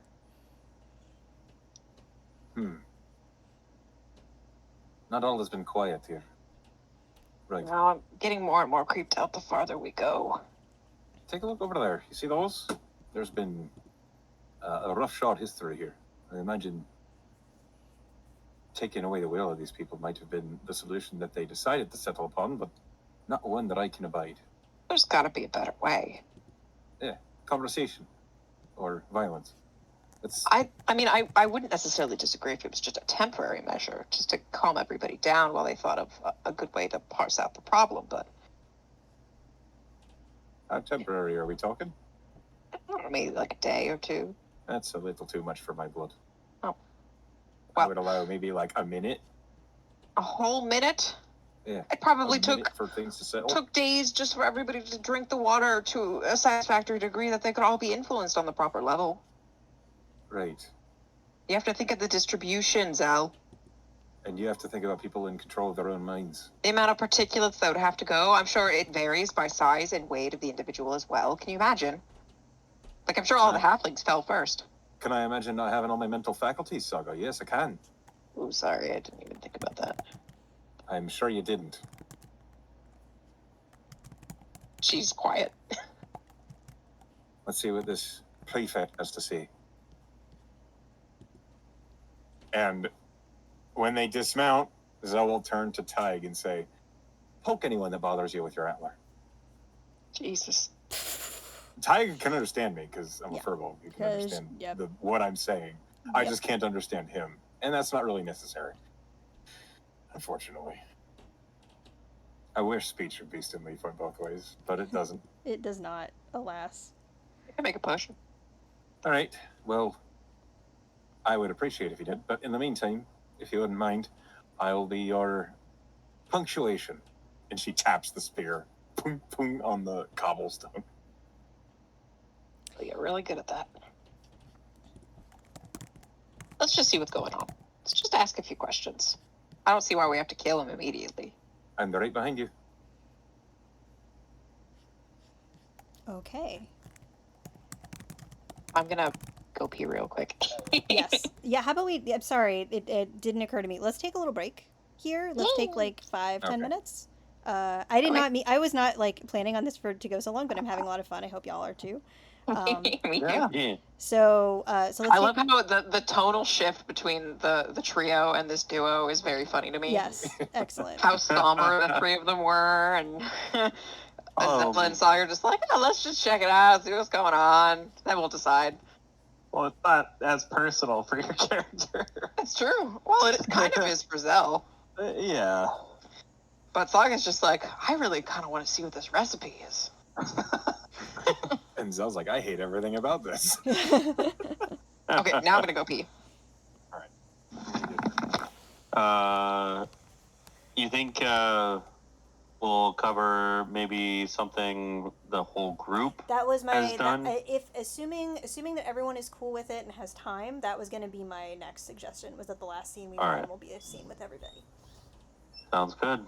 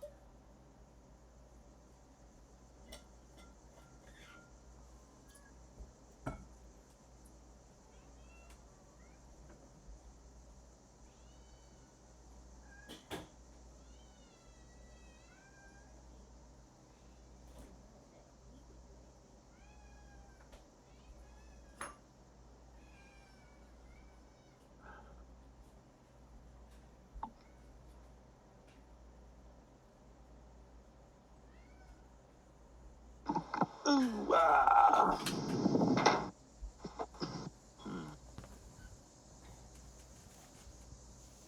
My dog is being so whiny today. I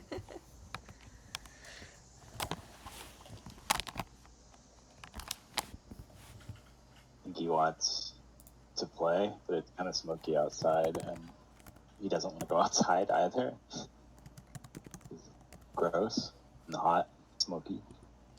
Oh, how is the smoke there? Are you okay? Are you doing? Everybody hanging It's in not there? terrible. Yeah, it was worse a few days ago, and then cleared up, and now it's kind of coming back a bit. So It's not terrible right now. I can sort of see. I can see down the way, but it is a little hazy. Makes sense. A little hazy. You can smell it in the air. It smells like a campfire. Nice. Yeah. It's a nice smell. For a while. Otherwise, yeah. It's not great when literally every time you open the door to go outside, it's like, oh, get campfire. It sounds awful, in fact. Where is this? Washington. And I'm back. Right now. Bonjour. But I mean, there's smoky places all across the West Coast. Is it smoky over there, Echo? Not anymore. Not at the moment. It was really bad at the beginning of the week. Bad enough that our AC filter was completely plugged. Oh, awful. Yeah. So it was like hot as shit down here. It was miserable. That sounds terrible. Yeah, ours was smoky at the start of the week too, but it kind of went away, and now it's coming back. Yikes. So I don't know if you're going to get any because you're on the side of the mountain. but- Can't wait. I got a great aunt and uncle that live in Spokane, and they're I remember them. they're I think my aunt's daughter had to get evacuated because of the fires, Oof. and they've been Yeah, living. by Moses Lake in Medicine. It's been really bad.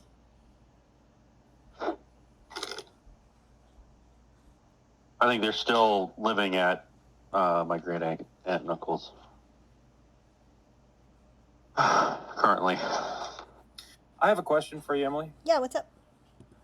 So, what is your status on using a shield as a weapon? I'm for it. Why? Okay. What do you mean? Like, can you be more... So, I'll be more specific. There's a lot of confusion about using a shield in your offhand when you can take a like you can treat it like 2-weapon fighting and use the shield for a bonus action attack as an improvised weapon. I mean, you have which is Shield 1d4 Master plus to strength. begin with, so you can definitely do a Shield Master shove. I feel like Shield Master, at the very least, gives you that, and any other thing you want to throw on top of that sounds fine to me. Okay. That answers my question. Good enough. Yeah. Okay. Sorry, I didn't mean to cut you off. What was the thing you were specifically asking about? That answered my question. Okay, So, cool. Yeah, I feel like... I would recommend against using it as a ranged weapon because it only really works once. Not unless Yeah, you have I'm a not- returning weapon. Yeah, unless if you have a returning Captain weapon, if Exandria you're or whatever. Yeah, if you have a returning weapon, if you happen to have a Captain America build, then that's one thing. Wait, Wonder Zell. I want that. You can. I You- want that. An artificer can make a returning weapon that can turn you into Captain America. It's rad. I have done it before. Okay, and a returning shield. I mean, 1d4 bludgeoning is not exactly anything. It to was write not. home It was about, more but- for flavor. I had an artificer that had like a shield that was made out of a gear that did like slashing damage. She took a head off. She took someone's head off that way one time. It was pretty cool. Yeah, zoinks. I might ask Saga to enchant my spear. If you tell me how to do that, I might be able to do that. Yeah, you think how many you have two? You think Zell would know? You have I mean, Echo. you have 2 infusions, I think, at this level. I have 4. No, but I think you can have 2 active, Oh, yeah. Yeah. You are can correct. active at once, yeah. which is a thing that it took me a long time. I had to I went to Dooch and was like, "Why can't I have these 4 things at once?" And he was like, "It's because you don't actually have 4 things at once." You have 4 that you know how to do, and you can have 2 yeah, active at once. Yeah, I have 4 that you know how to do. At least at level 5. At level 6, you get an You get extra more. one. Speaking of, I also owe you a backstory, Echo. I am working on it. I have mostly been prepping for this. Sure, no worries. So, are we back? Yeah, are we all back? Yeah, I'm here. Simon, are you here Yeah. too? Yeah, I'm here. Okay, rad. So, you approach this little cottage, and the door is open, and you've left Tig, like a dwarf Tig or Tug. It's Tig, Tadhg. Tig, It's an okay. iconic name. Okay. Gaelic. Tig. Yep, Gaelic. Yeah. Exactly. Yeah. I'm basically pronouncing it like Tig in Dragon Age. Um, so you get to this little cottage. The door is open for you. The house is airy and light, and you see a older halfling woman with a long silver braid kind of down her back. She looks like a grandma. Um, Busy over the stove. There is a lovely smell. There's fresh baked bread with maybe some cinnamon in it. And also kind of a more savory smell of some maybe kind of, it's probably like something fish, maybe like a little bubbling fish stew over the fire. And she turns and she says, "Oh, you're new. What you Yeah, what hello. you need? What you seeking? The person who runs this town? You're talking to her. Do you want to come in for dinner?" Yes.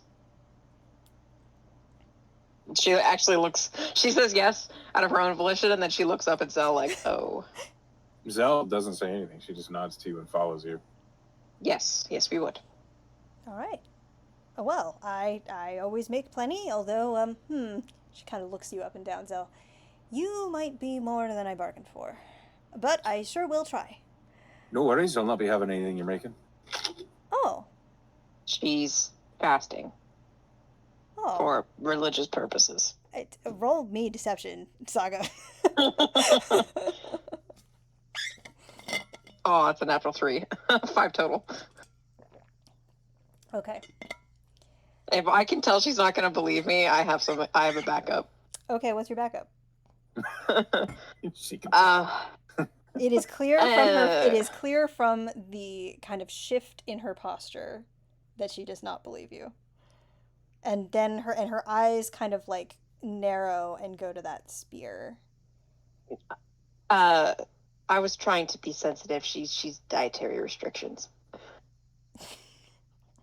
Roll me deception at disadvantage. Is it? I mean, is it a lie? She doesn't eat poison.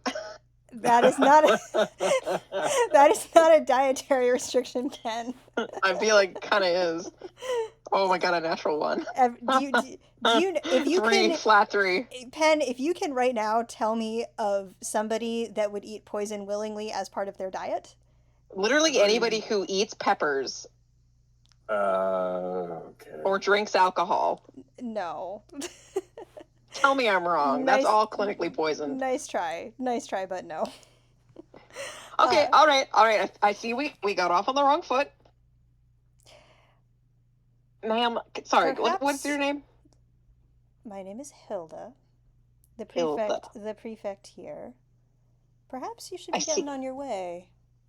No, hold on now. We just came to talk. Did you? Can't have a conversation? She's looking at that spear. Is it drawn, ma'am? It's not like it can be put away, but it's at a relaxed posture. It's over Zell's shoulder. She's not threatening her with it. That's fair, but she does look at you and say, "There are no weapons in this town." You see, now that's kind of the root of what we're here for. We heard tell how persuasive you are. And? And? You came here with weapons to do something about it. Well, I mean, tell me you don't know anybody who doesn't travel with weapons. She just looks at you. Maybe they're not necessary in the town, but we came from the woods. Obviously, we're not from around here. I'm sorry we didn't see a sign that said, "Leave your spears at the door." And so, what are you here for? Just to have a conversation. She looks you up and down warily. And she pulls out her chair for you, but she stays standing and folds her arms. You want me to take a seat, but you're not going to sit yourself? She looks at you. Saga rolls her eyes and sits down. Are you happy? Can we talk? Zell stands behind Saga's chair, Mm-hmm. just like leaning over the backrest. Yeah, I don't think they have a furball-sized chair. Oh yeah, anyways. they absolutely don't, which is why she didn't offer you any. This is all halfling-sized furniture. It will fit a dwarf, but it's 1,000%. I think not gonna- Zell's hitting the ceiling. Yeah, Zell absolutely has to like crouch a little bit. Yeah, a little bit. Yeah, she's leaning over. Look, we heard that this place doesn't have any problems. And found that a little weird. This place doesn't have any problems. Every place has problems, sweetheart. Not this place. Uh-huh. And what sort of problems do you imagine we don't have? Disagreements, fighting, Violence. I think the word personality. Violence, the word you're looking for is violence. Suppose. And you think it's a problem that there isn't violence. I didn't say it was a problem. I said I thought it was weird. So I think it's a problem that the folks here don't have any choice. she kind of looks at you, Zell.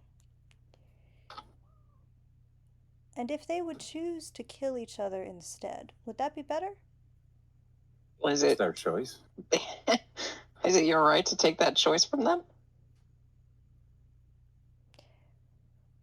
Would you prefer a person be alive and happy? Or would you prefer them be dead? I feel like happy's subjective, and I'm more of the school of thought of things will be as they may, and you don't really have a choice in it. You're new here. My traveler. argument would be, Mhm. if these folks of your town found out that their free will was taken from them, and they all were forced to get along whether they liked each other or not, they likely wouldn't be too pleased about the person who took their free will away from them, now would they? You're right about that.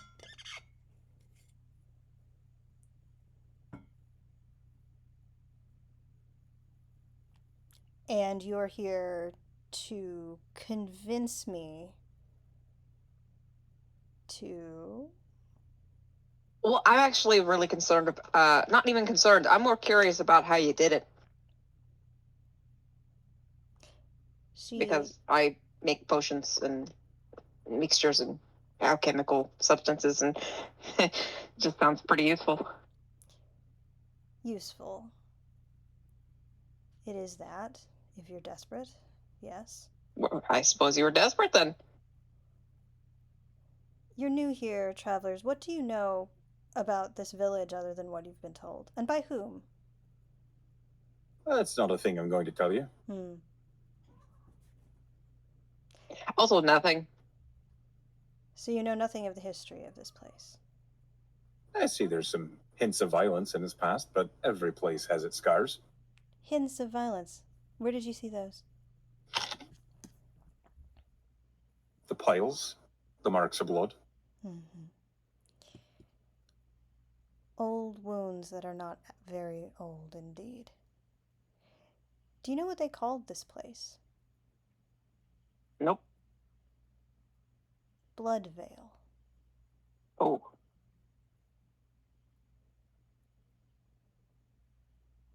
You know nothing of the people here and what has needed to be done in order to keep them from each other's throats. Sounds like it's not a very good town, then maybe everyone should leave. Do you think that's what would happen? Do you think if I could have convinced them to leave, they would have? I think. Well, why didn't you leave? Aye. Because they're my family. Everyone? I couldn't stand some of them.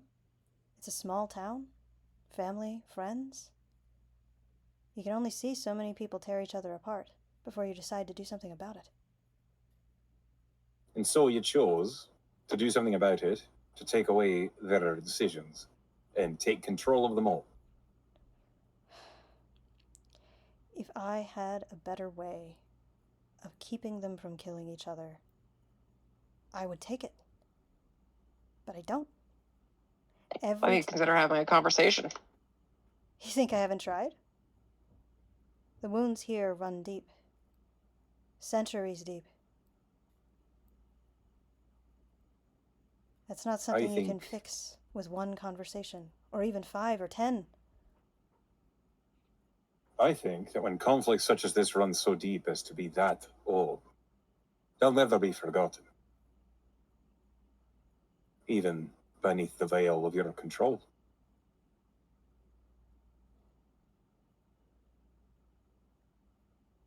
What happens when you die? Huh? Hey. Zell will give you a fist bump. Yes, little mini fist bump. And they die too, I suppose.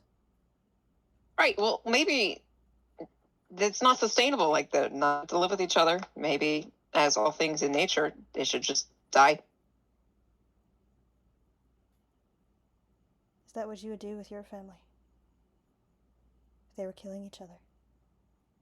Well, they aren't, so I guess they're better off. She shakes her head. I was raised by natural people. I know that some things just aren't fit to survive. She tilts her head at you. So I suppose now is the part where you threaten me. Well, I still want to know what you're doing. Like, I'll not tell you. Why not? If you don't think... I understand that it's not a good solution. And you don't think that I should be doing it. So, why on earth would I give you the key to it? You have, like, notes laying around? Is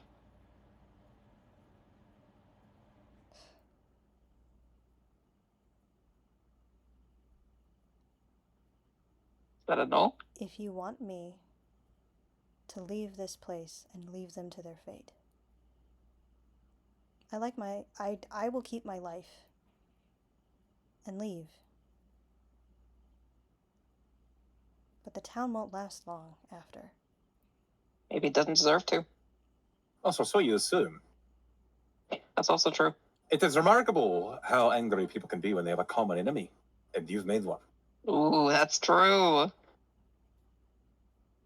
You think I don't know that too? I'm in a bind. A bind of your own making. There'll be no pity from me.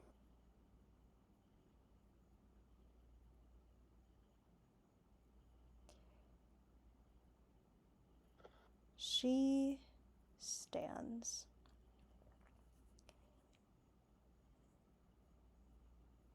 Let's see, hang on. This is like an encounter. I'm sorry, I'm thinking through this in my head for a second.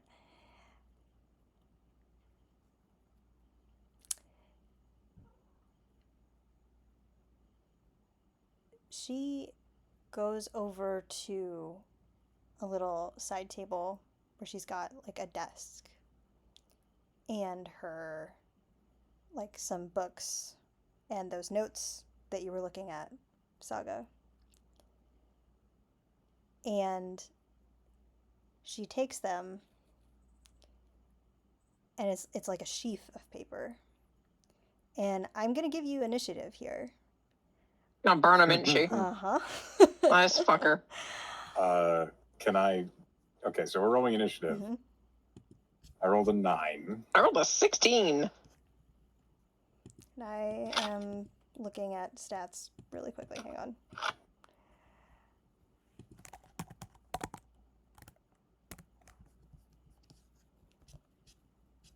Okay, she rolls a natural 10, so I think you're first. Yeah. And it's not a very big place. I'm going to give you one action. Okay. You can assume that you get to her. You have one action. Oh, I'm not walking up to her. Mm-hmm. What you doing? I am going to take a vial off my belt, pour it out into my palm, and I'm going to huckberry at her and cast Acid Arrow. Okay. Yes. That's amazing. Barry is your acid arrow. Barry is the acid arrow. Okay, roll a hit. Get her, boy! Oh, shit. That's a lot. Does a 16 hit? 16 does hit her. Total damage is... Hold on. It's 44 acid immediately. Mm-hmm. So it looks like you rolled 9. Plus 4. Yes. So it's 13, and then it'll go 5 on its next turn. Yeah, 13. She recoils and cries out from the acid, but it doesn't stop her from burning the notes. Okay, well, I mean, I would run up to Sure. her as well, try to get those at her. Well, you can cast acid arrow, or you can try to get the notes. Those are the kind of two. Like, it would be like a grapple, I think, or some kind of like sleight of hand, trying to like there. It would take an action to try to get them away from her. I see. So she is now covered in acid. You are now in combat. But they are gone. Jet. But so that's what she'll cast, like a firebolt, whatever would be alchemist fire, some kind of fire spell with which to burn all of these things. But I don't think she's not going to turn anything on you. She will go prone and look up at you, Zell, and say, "If you wish to threaten me with my own people tearing me apart, this is better." Is it my turn? It is your turn. Zell looks down at this woman who's been mind controlling this entire village, and Zell says, "That's fine by me, as long as the crime is over." And she will the spear down into the woman's neck. Yep. Ugh. Oof. You have to roll the hit. We're going to trust you, but you can roll damage. I don't have to roll to hit? Yeah, nope. She's right there, man. You're Okay. fine. And she also was submitting, so Yeah, I don't this- imagine yeah, she this would is- try to there's- dodge it. Yeah, there's She's she's showing her also- belly. Yeah. 11 points of slashing damage on the first attack. If that doesn't kill her, I'll just keep going. Yeah, just keep the second Stab, attack. stab. We will just say it doesn't matter really. Like 11 points, however many is the next points. How do you behead her, or are you going into her body? No. The flavor is she just shoves the spear into her throat, and if that doesn't kill her, Zell will stomp on the boar spike on the edge of the spear. Yep. Ugh. Shove it the rest of the way through. Yikes. She is bleeding all over the floor. Ugh.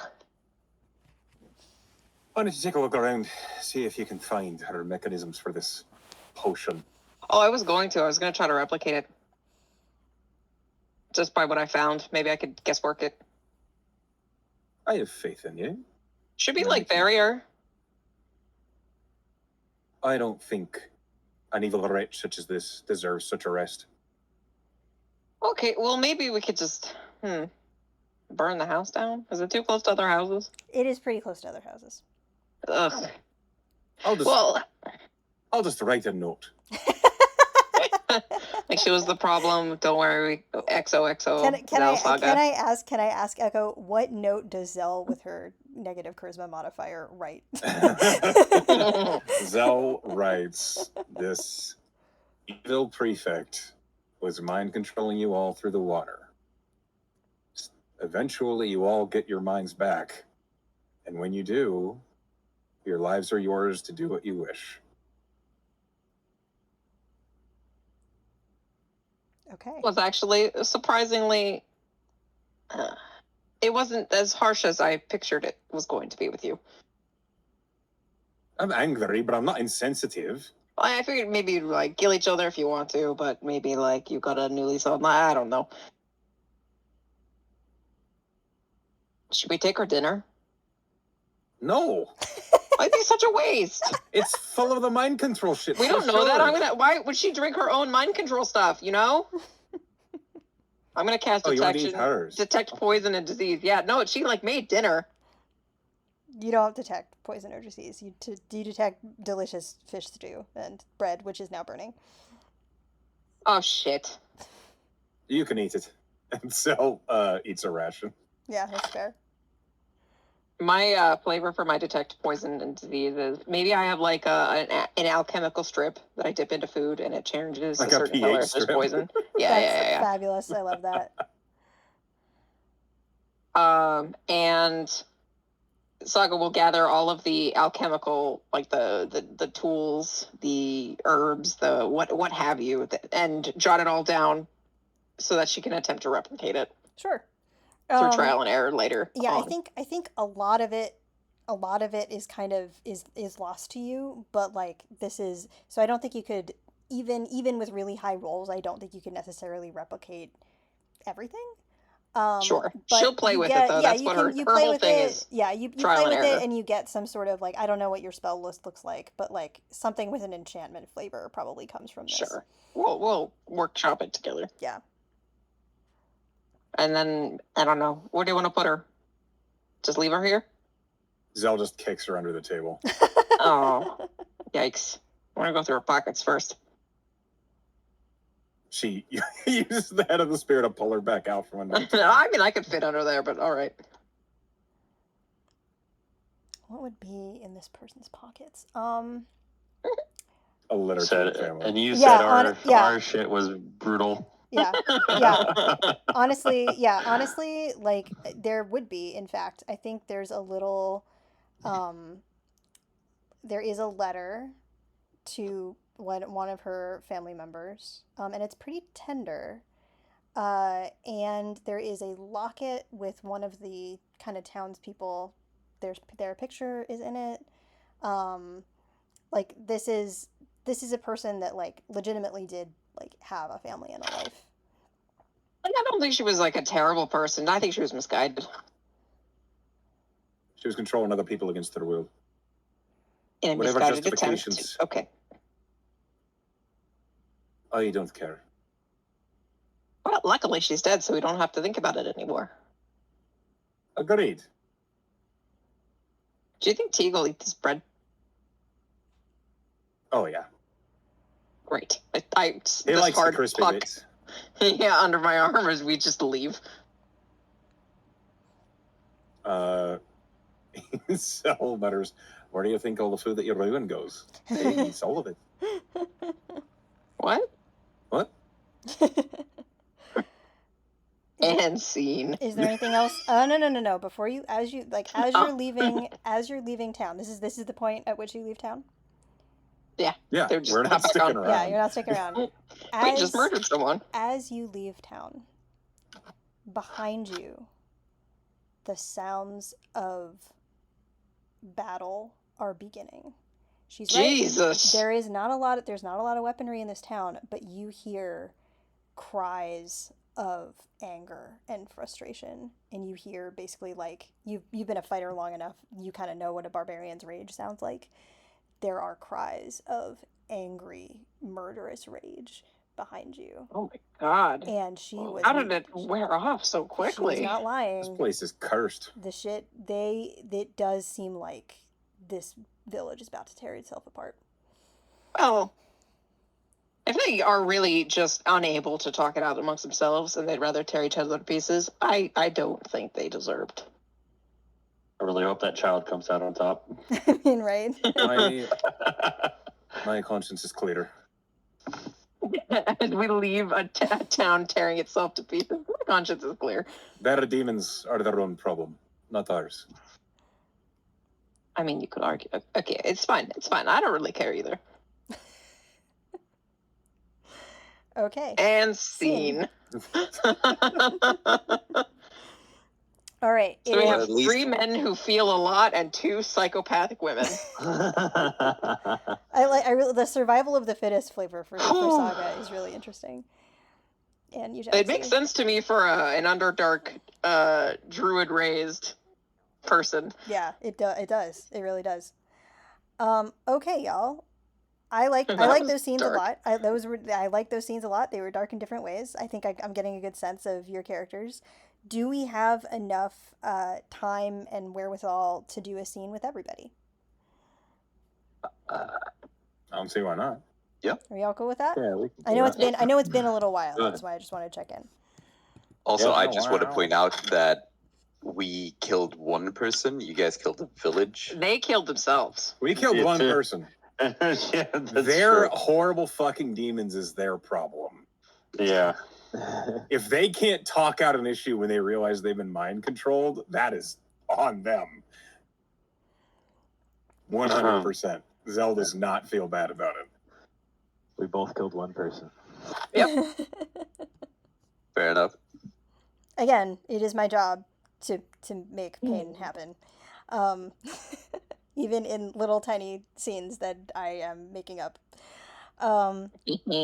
So what would we want of the whole company? What kind of scene would we do? We can roll on the table again, or you can kind of talk out what kind of job might you have taken together.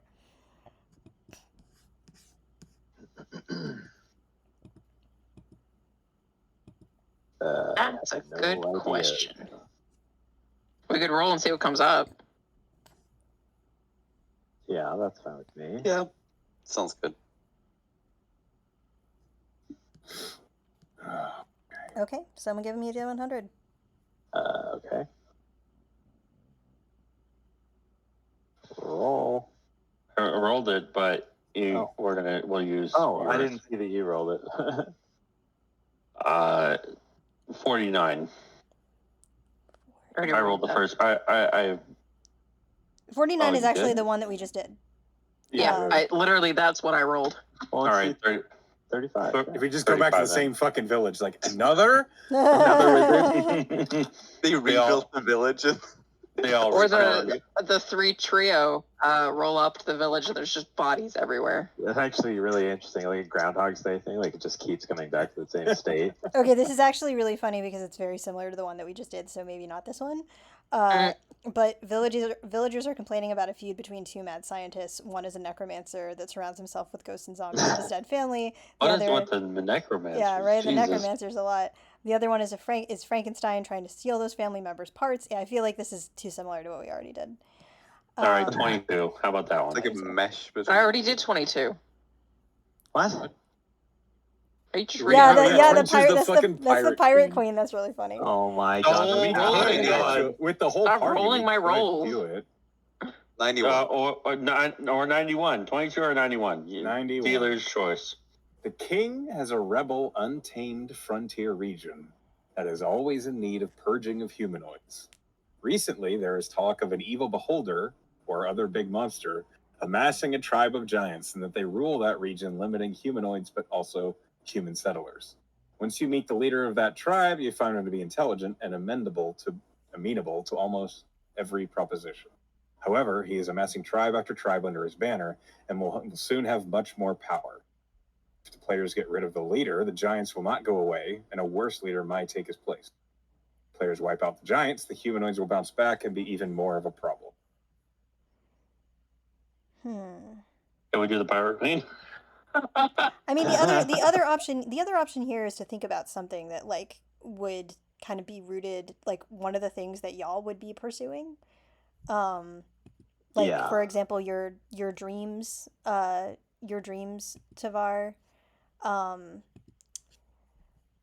or maybe one of the like a failed person that might or might not have been able to like cure you, Greg. Or someone that might have had access to really incredible plants, Saga.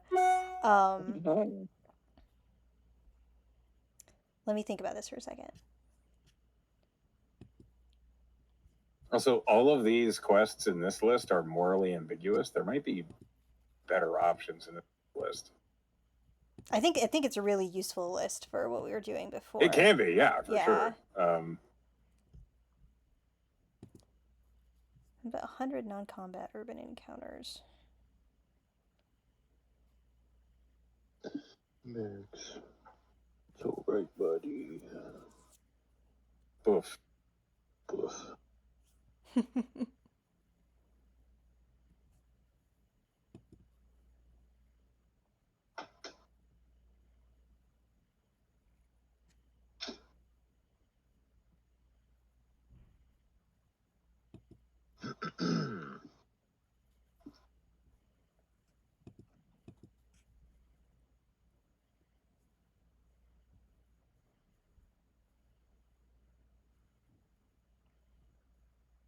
Okay. How about instead of this, what about we give you just a scenario here? Okay. Y'all have a day of downtime in a friendly city. And there's like a local festival. What do you do with your downtime? Does this seem like an okay place to start? Sure. Sure, yeah. Like, and if it's like a festival, there can be feats of strength, and like I'm thinking of our beach day that we did. Like if we have like I think Tavar would actually push to go back to see the Moonweaver ribbons. What? in To Taldor, see- that is in To see Taldor. to see the northern lights, essentially. Mm-hmm. And Lyrengorn, the nature around it is pretty unique, as it is snow capped, but underneath the trees it is a lush forest, like lush green forest. It could have some really unique Wildlife. like alchemical plants, or like, Yeah. you know what I'm saying? Uh-huh. I like those. That's what. If Saga, I mean, sorry, are we not sticking to the festival? I mean, this is I the mean, Moonweaver it is a Ribbon. festival. Yeah, it is actually the Moonweaver Ribbons. Actually, is a kind of festival. Oh, great. Saga would 100% want to enter and win a drinking contest Okay, because she's a dwarf, because she's a dwarf. and it is in her nature. Absolutely. And she has Oh. a 20 constitution. Greg would take that challenge. You would fucking lose. They can do it together. Maybe that's how we meet. With Saga and Greg getting fucking plastered, and their respective companions trying to scrape them off the floor. Are there jobs to take in this town? Like not during the festival, obviously. We're gonna celebrate the festival, but Oh. is It's a there big stuff enough we town could to do? have things going on. Yeah, is there like a I mean, you we know, could even a quest board? I mean, I think you could, at the very least, like the thing that could have maybe brought you three back was like the Moonweaver's ribbons is a really big deal for Moonweaver clerics in particular. So like maybe Yeah. maybe that's like part of why you're back, but also there was some problem at the local temple with possession of something, what is happening, we need fighters, Yeah. I have here a book called the Taldori Reborn campaign setting. It might have some things for you to build upon if you care to listen to them. Sure. I'll be right back. I'm grabbing pizza. Sure. Where is this? The Neverfields? Cliffkeep Mountains? Yeah, it's in the Cliffkeep Mountains, I think, close to. Yeah.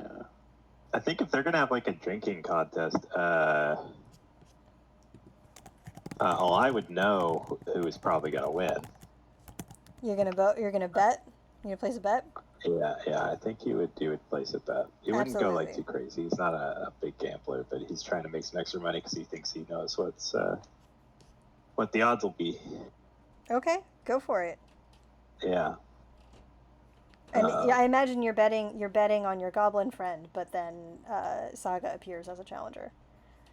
Yeah. Well, I thought that was I knew that was going to be the. Oh, and sorry, If yeah. the goblin was the only one but I thought they were both going together to a drinking contest. Gotcha. There was a conversation about Saga. that's how they met, and so I wasn't sure which. It was just a pitch. Yeah. Gotcha. Met or bonded. Either works. I mean, it's fine. We're talking about what you guys would do on vacation. This is we're all a party, so. Yeah, So we're gonna party. I He think would it's find up something to do that suits his interests of yeah, that needing makes sense. more money. Placing a bet. Yeah, I mean, what do y'all think? Do you want to meet at the festival, and that can be sort of the the kickoff for this. Maybe something happens at the festival and we all kind of take the onus on figuring out All right. or I like that. solving the problem. Yeah, absolutely. And we realize we work together. Oh, We this work is- well this is together. where we all met. You're right, Yeah. right. Of course. Okay. All right. Okay, I thought this was like after we met, but we're all together. Then It was a put possibility, but I like the idea of meeting at a I'll party. put this Yeah, book then away. let's meet up. Yeah, that's for sure. Is this low level? There's a Lyran Gorn low level adventure where the party is the cold is too much, and they awaken to being treated to by the Wyvern Riders. But the band of Wyvern Riders are attacked by goblins and human thugs. And That's us. oh wait. Goblins and human thugs. Well, assorted Yeah. thugs. And we help out in the fight. But you I know, mean, I that like a better. That could definitely still work. I mean, like, you could then have to you could have, like, the first half of the day be sort of, like, meeting and doing the drinking contest and sort of having fun, and then it becomes clear that there's these difficulties with, like, the Wyvern Rider should be here. Why are they not here? And you go and you decide to go investigate. Yeah. So, no, I like what you were saying about I'm betting on Greg. Yeah. But then, yeah, Zell comes in, and I got Lucas has a really high insight, like he knows people, and I think he would recognize her confidence, and so he'd switch his bet. Would Zell join Saga in the drinking contest? Oh yeah. Oh, Oh yeah. 100%. So that's our chances of winning, and we'll split the reward. Excellent. Yeah. But I think that's how we meet, like at that Yes. Okay. event. Okay. How do we do drinking contests? Con saves, right? Mm-hmm. Typically. Okay. Let's everybody, all the people that are participating, roll me a con save. So I'm resistant to poison. You're resistant to Roll a poison. natural one. Does that help me? It is. I think that. I Can think I that's roll been, at advantage? He rolls at advantage, yeah. Yeah, I think so. I think so.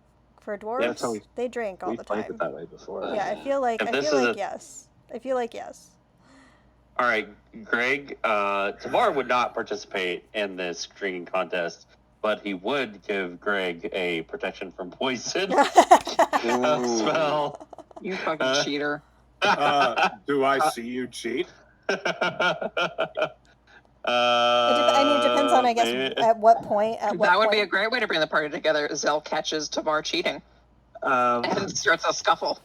If you have Zell We all does get have arrested at the festival, and we bond in the jail cell. Zell does have that sentinel shield, so that seems Yeah. reasonable. Mm. The fuck do you think you're doing? It did not help. Anyway. Wow. Here is what I think. Here's what I think happens. I like this idea that you all there's an argument breaks out. Two of you are like immediately drunk, like don't even really get past the first hurdle because I think it didn't help, right? So I think Zell, because you rolled a natural 1, right, on your con save. Sure did. So I feel So like Zell's drunk, Greg's drunk. Zell's drunk, Greg's drunk. You immediately kind of get in a scuffle with you immediately get in a scuffle with Tavar and kind of pull Tavar into it. Zell, like, you're rowdy and drunk, everyone's tempers are running high, and this is shit like this happens all the time at fairs and festivals, and the guards know what to do about that. So Oh my god, we go to the sober tank. so they just take you, escort all of you, because everyone kind of jumps in, they escort all of you quietly to the sober tank. And y'all are kind of locked in a timeout for like an hour or two while you cool down. While we sober up. And you are given snacks, you are given water, but you can't leave for about an hour. I'm not even drunk. Why am I in here? So, You could be.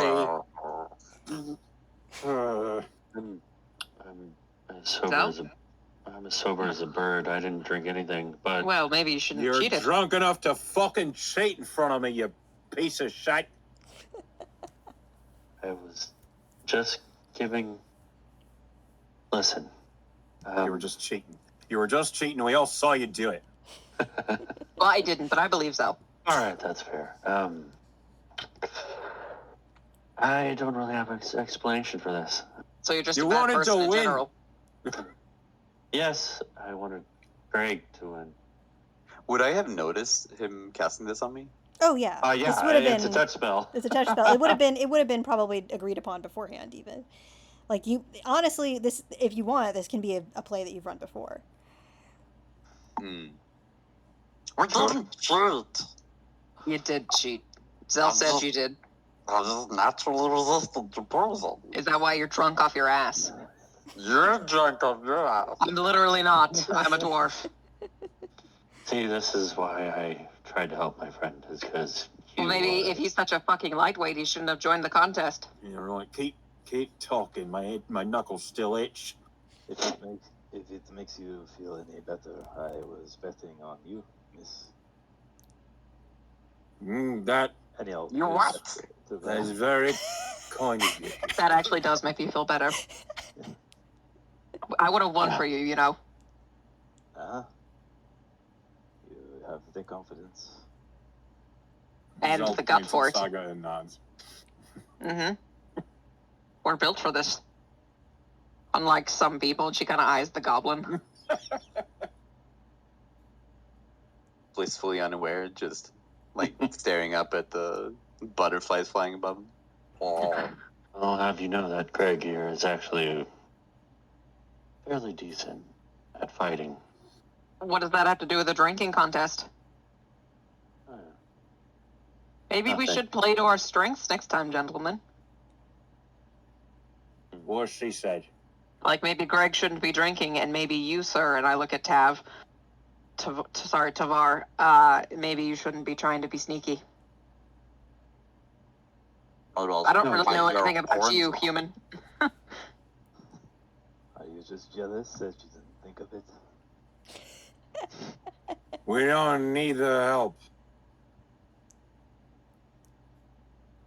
Oh. Oh boy. All right. Seems like you need help holding your liquor, though. I don't really want to hear that from you. You weren't even in the contest, probably couldn't stick it out. I don't like drinking. You have a moral objection to it? No.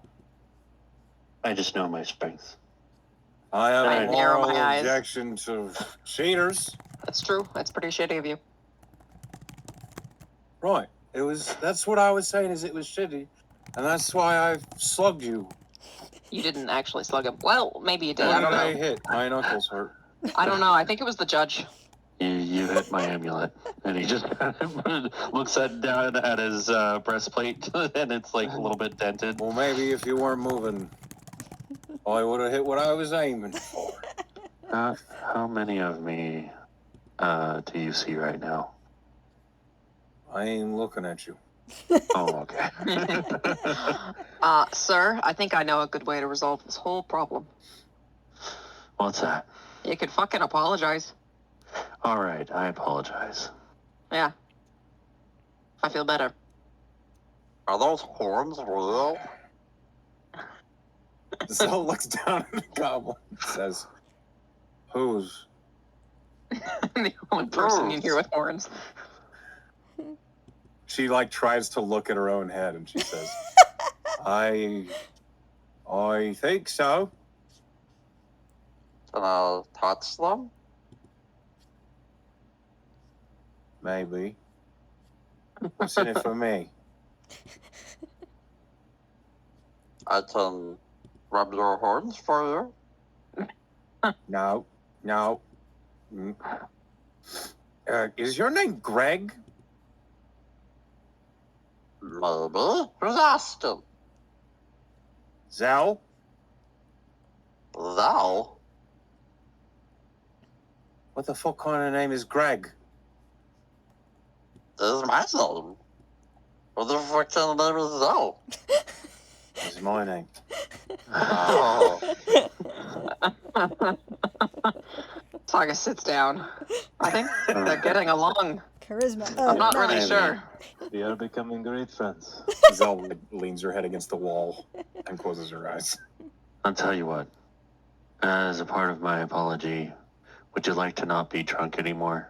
Don't you fucking touch me, you cheater. That's why I asked. Hmm? Greg Well, kind it of was nice that you grabs asked. towards the horns. Whoa. I guess I will try to lesser restoration, Greg. Do you let him? Another- Do you let him touch you, Greg? Yeah, I Okay. do. Gotcha. Okay. In which case, you are no longer drunk. Oh. No. So, That's a little bit of a clearer head. Yeah, don't know what that was all about. It's called alcohol. Oh shit. All right, hold on. I'm gonna walk over to Zell and get up on her with stool so I can reach her and kind of lightly tap her cheek. Huh? Zell. Oi! What? Okay. No, we're fine. We're fine. Do you want to not be drunk? Yeah, it fucking hurts. Yeah, okay, hold on. She's gonna shuffle through her bag. Oh, pull up a bottle, uncork it, sniff it, grimace, stick it back in her bag, dig around for a longer minute. I should really get some fucking labels. Pulls up another one, Who's uncorks liable? it, sniffs it. This is it. She'll hand it over to you. And she, we've done this before. Zell will Yep. drink it and, It's a lesser restoration. oh. Right to the sinuses. Yeah, that must have been some strong shit. You don't normally respond like that. No, I don't know what the fuck that was. Son. You're familiar. Who the fuck are you? I hit you in the face. Or I tried to. Yeah, I remember you cheated and I got really mad about it. and I apologized. And You I'm did still apologize. sorry. My name's Tavar. Sorry you got caught. Zell Ravenpond. Nice to meet you. And he'll offer a hand. And Tavar is not like a tall elf. He's like 5'8". So it is definitely kind of reaching up if you're Yeah. standing. Zell would, I mean, I don't think she stood up. I think she's sitting on the bench still. Okay. But she'll lean over and shake the hand and then say, maybe get better at cheating. I think you're right about that. Or maybe just don't do it if you're not good at it. I think, Okay. yeah, we've established this. Do your strengths. Who wanted someone? Fuck. And she like rubs her eyes and she says, "Was someone wanted to touch my horns?" That would be Greg. Greg looks at the ground. No.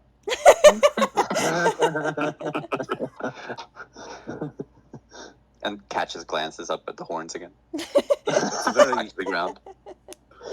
that's a very intimate thing you're asking. Oh, It took me weeks to be able to touch her horns. I'm so sorry. I didn't know. That's right. You wouldn't know. How long have we been here? She's looking around the jail cell. Maybe like 15 minutes. We got Yeah, another 45 to 20 kill. 20 minutes. I think since we're all sober, I can probably flag down the guards. Give me some of them crackers first. Munchies. Yeah. Your whatever that is, that tincture always makes me hungry as hell afterwards. Just remember, it also gives you dry mouth. You're going to be drinking a lot of water. That's fine. I mean, What you should was- be doing that anyways if you're drinking. What did you give him? Or her, sorry. Oh, rude. Never seen a No, I furball meant- before, because I haven't. I meant to say her. It's just This guy's making friends everywhere. Yeah, he's a real charmer. He would definitely say her. It's just the player fucking up. What did I give her? It's a little special, something I brew when she goes overboard, and I didn't think she went overboard this time, but apparently that shit was strong. It's hard for me to tell. I'm a dwarf. Well, usually for the festival, they bill out all the stops here. Lucas has been pretty quiet this whole time. He's like whittling on like a little piece of wood, the pocket knife. But he will speak up. What? Do we have our weapons since we're in a jail cell, though? It's a pocket You knife. probably had it hidden on him. Yeah. Okay. Yeah, I mean, Hide it. I feel Zelda's suddenly looking around concerned, and then she says, like, in the middle of you looking up, she suddenly goes, "Hey, where's my elk?" Egg is still chained up where we left him. With the I swear horses. if there's any fucking halflings messing with it, I'm gonna crush the little fucker. I don't know what a halfling's obsession is with your elk. I don't get it either.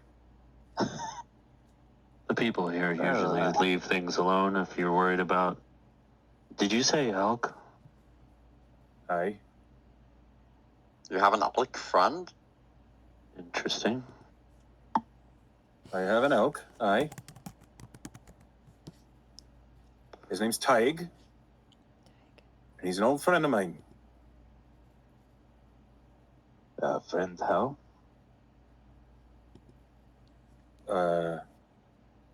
You see Zell actually looks like a little embarrassed as she doesn't really have an originator I for think this. maybe Saga would slide in and say, in the same way that you have any friends, you spend time with them, you like them, or are you not familiar with the concept? Why? I feel like... Is that an animal? A partner. Partner? Never call him a pet. Like a dog. Too smart. Oh, smart animal. He is pretty smart. Well, Just because he can't speak doesn't mean he can't understand you. You'll wake up with an antler in the eye if you fuck with him too much. I understand animals have. Yes, you can have a relationship with animals.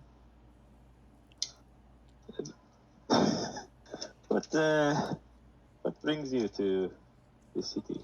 Or Well, I was drinking, Ribbon. and then someone was cheating right in front of me, and now I'm here. did you come to see the ribbons? Ribbons? The what? The ribbons. Moonweaver's ribbons.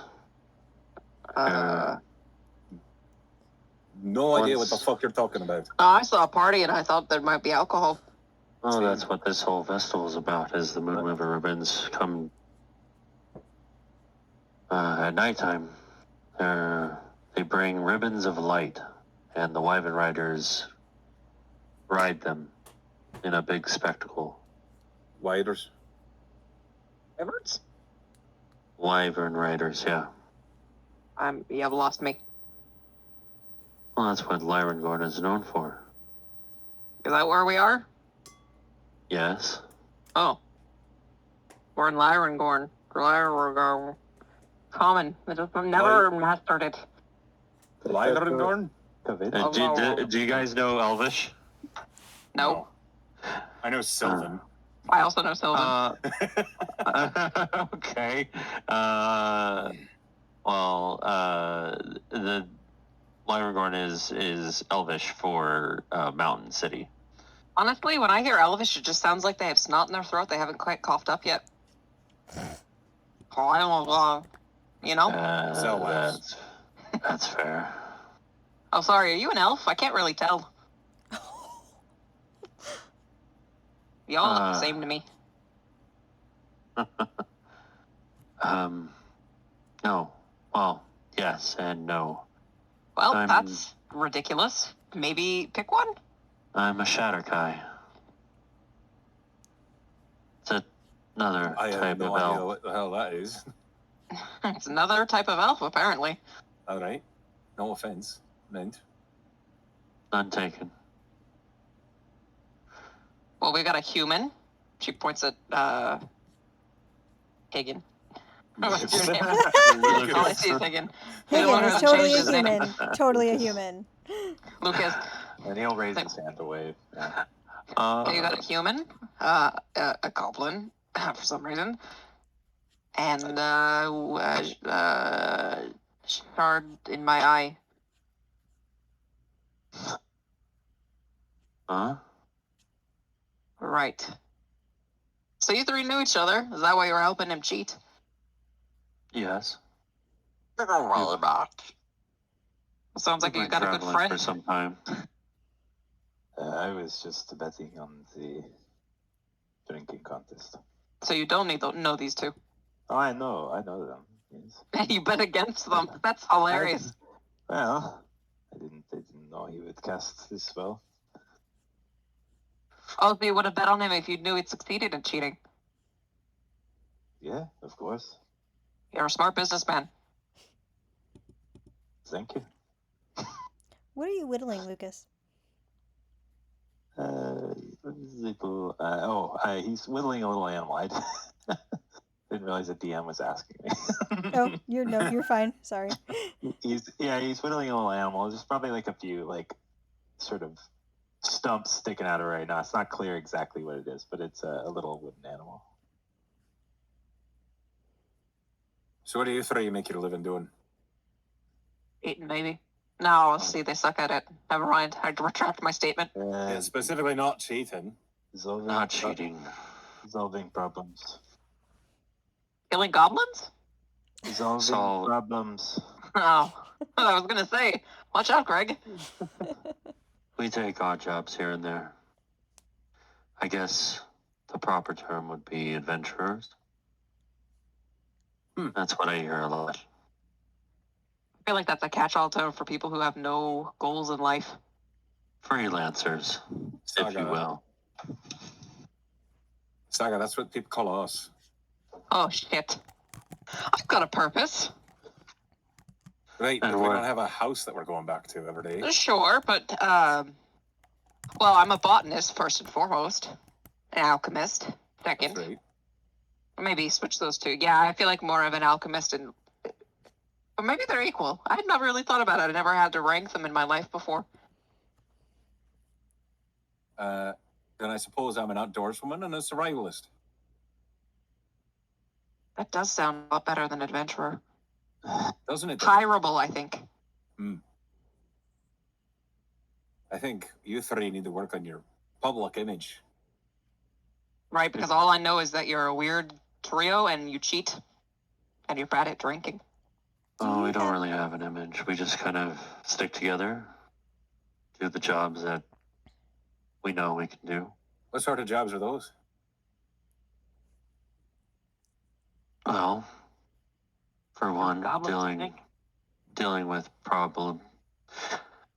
troublesome necromancers. A slew of those about lately. I agree. So either you're not doing your job very well or there's an uptick. Some of us are searching for answers. Others are more for the money aspect. You never have too much of that. Money make does good get you around. Just curious. What did you say? Do you make good money? How much have we earned so far? I mean, I think I mean, adventuring is pretty lucrative, and you've been doing it for 2 years now. So, Sure, yeah. and you're level Something 5. like that. I feel like you're like, maybe you're not like the most. You're not like sung of in every song and story or anything, but you're kind of like you have like a local reputation, and you make good enough money. You've maybe had some lean times, but you make good enough money. Okay. I don't know if we've taken any like serious risks or anything. Yeah, either. sure. We're not standouts. Well, I don't think we would be really known here in Lyongorn since we so, all like, met in just Amon. You are Tavar because you're from here, but yeah, sure. As a company, maybe not so much, but yet, but like sure, in Amon, like you have some sort of like local clout as an adventuring group. Most of our business has been around Amon, but we're just here for the festival.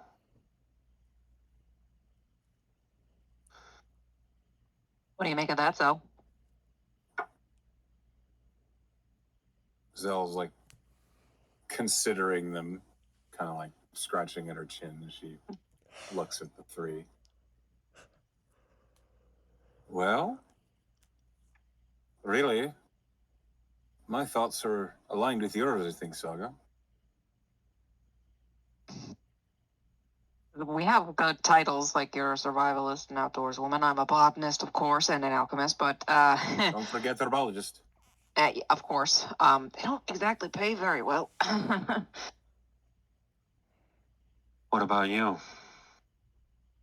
You've been taking up jobs much like ours? Not really. We just kind of have been wandering, where the wind Living- takes us. Living off the land. Right, and, it'd be nice to have a bed once in a while. Not that you don't make a good, a place to rest, so. Well, you sound like capable individuals. Well, you don't know that yet, but you're correct. I mean, the titles speak for themselves. And you're able to survive the wilderness up here enough That's the to make easy it to part. Lyrengard. That is the easy part. Why haven't you taken up any jobs around here? Well, weirdly enough, the last time we went to kind of, well, they're not on the map anymore. Also, I don't know if you know these, but when people see a grey dwarf and a Feywild, they don't typically pitch the best opinions of us. I know that's so long. Yeah, I bet you would. I think you might find Lyrengard a little bit more amenable to your skin tone. Well, see, we're not planning on staying. We don't really plan on staying anywhere. No, that's the opposite of what we want to do. Like, I'm willing to come back to a place, but I've got plenty of the world left to see. And I don't want to stay in Lyrengard. Lyrengard. Lyrengard. Right, of course. It's really easy. Lyrengard. Lyrengard. Okay. She'll get it right when she cares about it. Yeah, we'll see. Oh, you're a Durgar, yeah? Yeah. So you probably know Undercommon? Yes. Okay, he'll say the equivalent of Lyrengard and Undercommon. She'll narrow her eyes and say, "Why the hell do you speak Undercommon?" Undercommon? I'm just kidding. Undercommon. Zell punches Tavar again. Undercommon. Ah, yes, from Netherlands. Yeah. My mentor is a drow, and she taught me. I've known a few drow in my day. There's plenty of them here. Didn't you That's always say nice. they were always the worst? Me? Aye. Well, and you've got large groups of them, sure, but the ones I grew up with were fine. That's why I chose just to stay remember with you them. Complaining about them a lot. Oh, no, again, the the ones that weren't part of my home, they weren't the Ah. best. Right. I'll say the ones here are refugees, mainly. Traveling from the south. Like, How about south, this? and she points downwards. Some of them come from southern Taldori. I think I've got an idea. What's that? Why don't we hit, once we get out of this drunk tank, and after the festival, obviously, why don't we hit the bounty board, see how we work together? What cool we learn? Tavar would look to Lucas and Greg. Zimmeria. That could be fun. With a larger group, it'll be easier to take on the heavier tasks. More money. I was thinking people would be less inclined to say rude things to us if there's more of us. That'll be nice. Lucas nods in agreement, and for what it's worth, your disease does not bother me.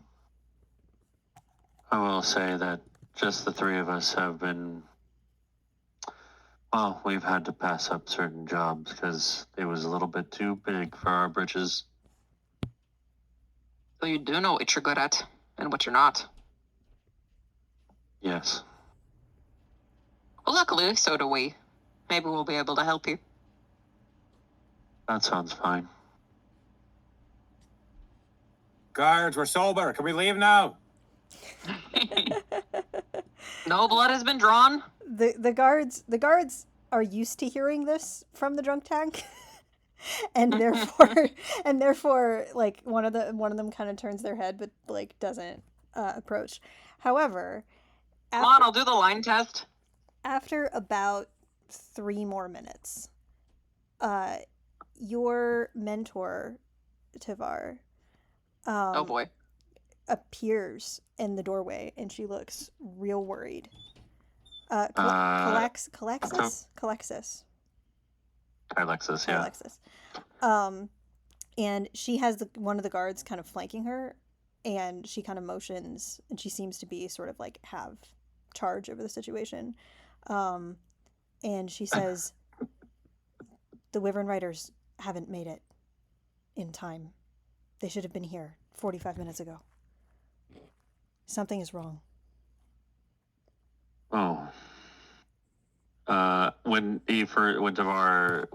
she first like approached, Devar would have this like guilty look, and you'd look down and kind of like grimace a little bit, like ooh, like what a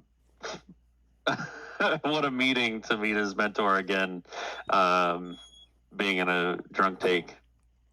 But with the news of the Wyvern Riders gone, he'll look up with a little more concern.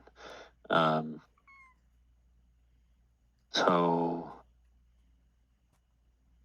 I suppose we'll go find them. There have been reports of some sort of company of, I don't know, bandits, some highwaymen. It's unclear. Everyone insists that it can't be them, and they're going in all these other directions. But I think it's worth pursuing. I have to stay here and care for the temple, but if you're here, and she kind of looks over the rest of you, if you're Who are you? sober, could you help us? Someone needs to go follow up on this lead. Everyone's sober. I'm down a little bit of power, but I can definitely help out. Well, you wanted a showing of how we can work together, right, Zell? Oi? Wyvern. Wyvern Riders are missing. Okay, Bandits that and doesn't goblins. answer my question. What was your question? What's a wyvern? Really? Yes, really? I'm from down under. That's fair. They're dragonkin. Oh, A little bit more feral. They can be tamed. and their Yeah. riders have gone missing? Is that it? Yes. Okay. They're pretty important to the festival. I'd really like to find and help them. Fancy dark elf lady. Calaxis, yes. Alexis, did you see a great big red elk outside? Oh, the one with the braids in her hair, yes. Thank fuck. I thought Yes. Tig was a boy. Tag is a boy. Oh, Uh, excuse me, his hair. I mean, That's it's fine. the Not antlers, everyone ma'am. recognizes It's a the dead antlers. giveaway. I've never Fine. seen a creature. Is that what that? I imagine that's the it's rather big and red. Yes. Aye. Unless there's 2 elks out Yeah. there. Just want to That'd be make sure that impressive. he's there. Yeah, he's just out. He's just outside. Yeah, as soon as the door is open, you don't have to go far. And he has braids going down some of his. Oh, jeez. He has braids. He's been and braided. They're and there's not like a lot. It's just kind of a little flavor, and there's some pretty ribbons tied around his antlers. When Zell sees that, if we're released, she immediately is pulling all the ribbons off. Says, "Sorry, my friend. He seems Such indignity." he seems neutral about it.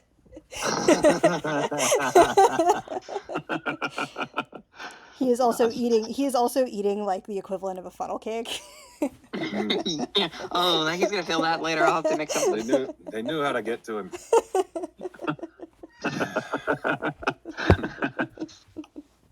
Oh, He seems to be enjoying himself.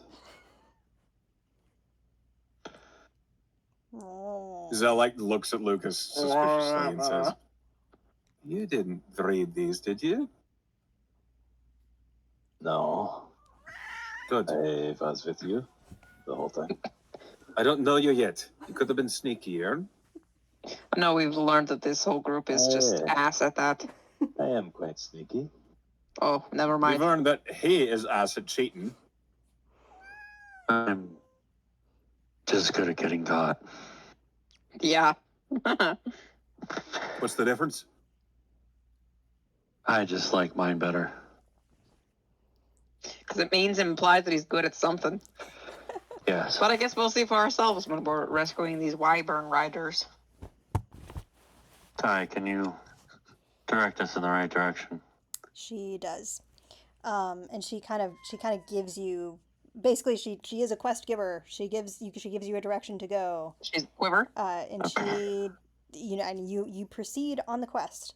Obviously, we're not gonna like have the combat. Not the least because I don't have an idea of what exactly it would be. But we did say goblins, so that would be interesting for.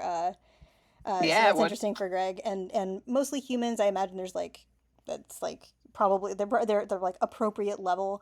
I would like to know what is the cool moment that each of you have in combat. Let me see.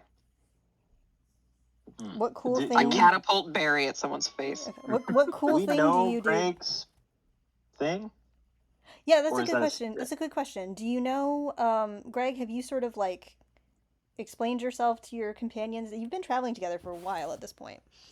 Yeah, no, absolutely. And he often, once he gets to know people, he will explain his situation and that he's not actually a goblin.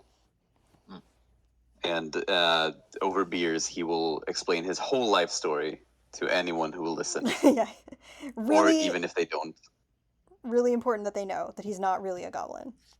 Yeah, I didn't always look like this. He has this greater purpose of getting back to his beloved. Yeah. Because I think Zell would finally listen after the fourth time, and then she would say, "Oh, that explains the name."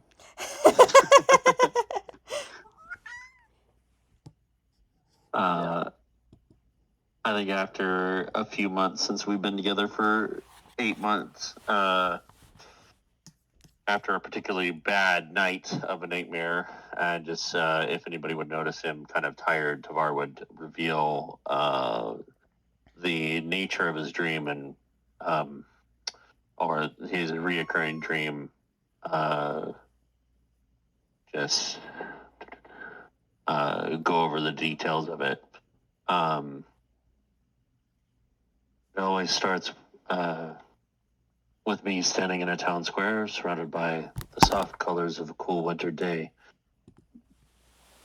Town is bustling with many pale-skinned elves, with harder and more exaggerated elven features.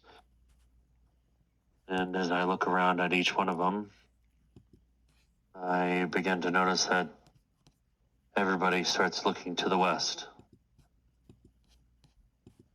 On the horizon, once I follow their gaze, there's a blanket of pure darkness approaching. As soon as I see it, all hell breaks loose in this village. Fire and destruction consumes it. Screams and cries of impending doom surround me. But that darkness always keeps my gaze. And just before the darkness hits, the air becomes thin and it's hard to breathe.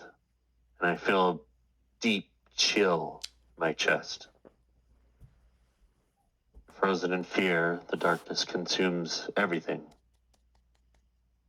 And usually it ends with me gasping for air as all the air leaves my lungs.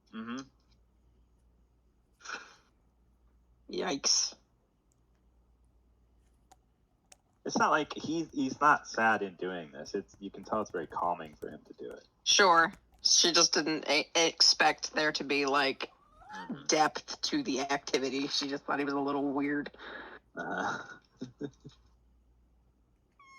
And Saga's pretty obvious about what she's about. She talks about her book constantly that she's working on. She's still trying to come up with a name for it, but she knows the first couple of words are going to be Saga's Complete Compendium of...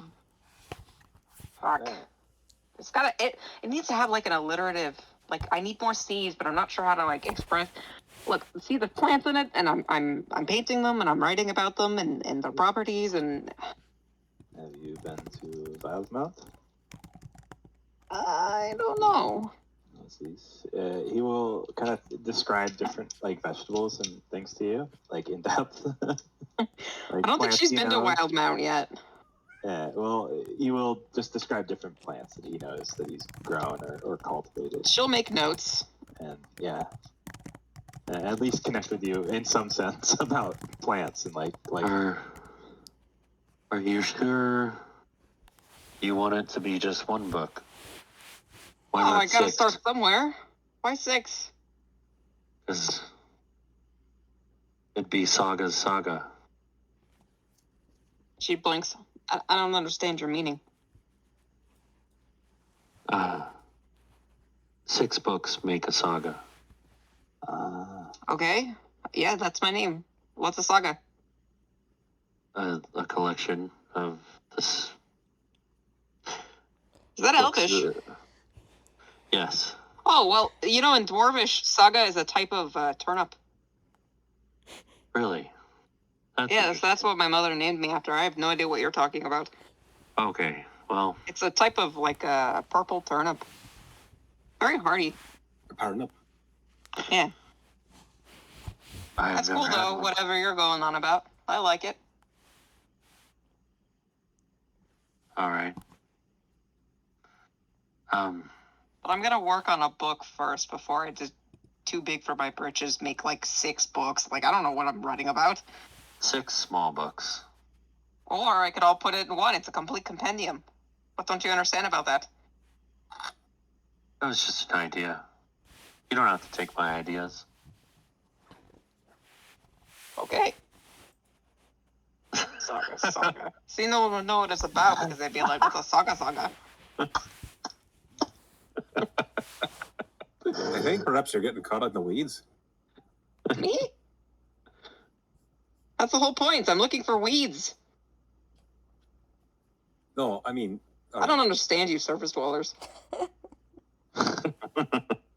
What's Saga's Compendium of Cool Cucumbers? Well, see, that would just be one book about cucumbers. Could be I the could make, like like, cucumbers. they're pretty good. I could, like, break down the big book into, like, smaller books about specific types, but, like, I'm working...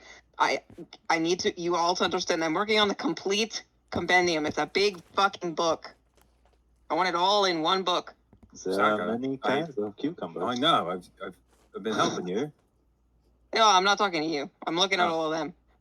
All the men here. Figure it out. All right. That's her story. She asks for them to help her find plants. Right. Zal starts chewing on some sugar cane. That's awesome. It's okay. You're allowed to do that. I've already made a page for sugarcane. Diagnoses you wanting some sugarcane. Oh, Yeah, Tyga, he shares it with Tyga. That's why she has it. I rolled an 11 on survival for plants. Interesting plants. You find common and maybe you find a weird acorn. Lucas would also carve a little animal that looks like your elk or Hey, Emily. Yeah. And present it to you. Emily, do you want to know a neat fact about acorns? Yeah, what is a neat fact about acorns?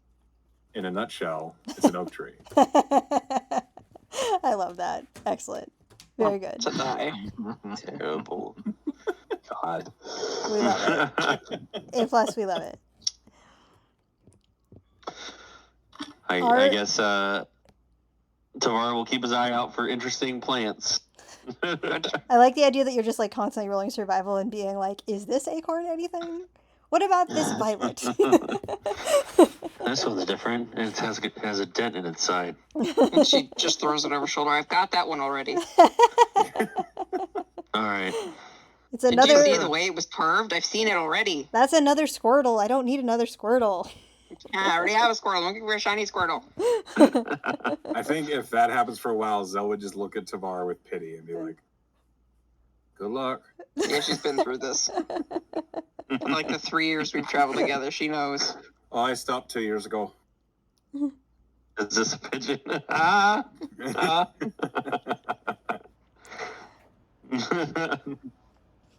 I think if that's the reaction he gets, then he'll pick up another acorn, shoot it with a guiding bolt, and then it's shining with those gimmicks. I think you would destroy the fuck out of an acorn. Yeah, it Shiny would just acorn. explode with radiant damage. Is this a Cast light. An acorn, but actually, cast light on I have it. light. Yeah, cast light on it. Yeah. There you go. Saga just grimaces because she's a fucking Dwargar and she doesn't like light. Your help only hurts me. Tavar is like stop if you want me to. determined to be her friend. He's a little abrasive. Highest charisma in the group, folks.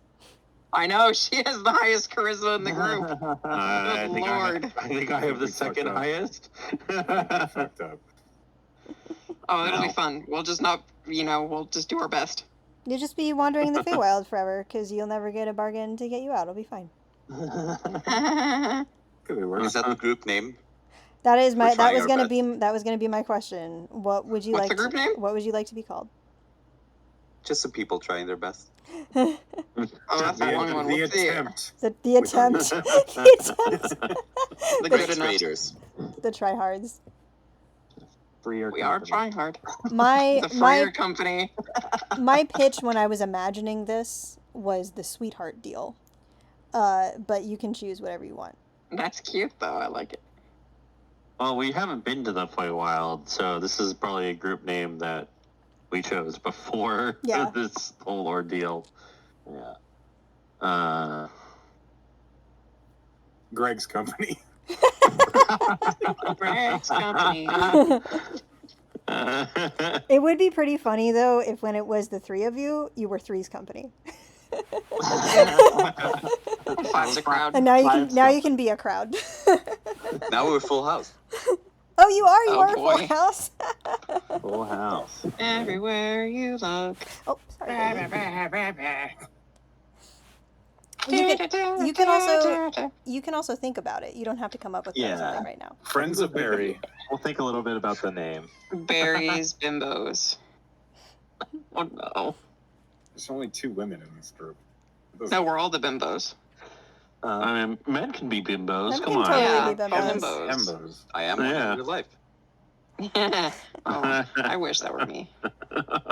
Okay, so how are we feeling? Good? We feeling good? We feeling like we know our Yeah. characters?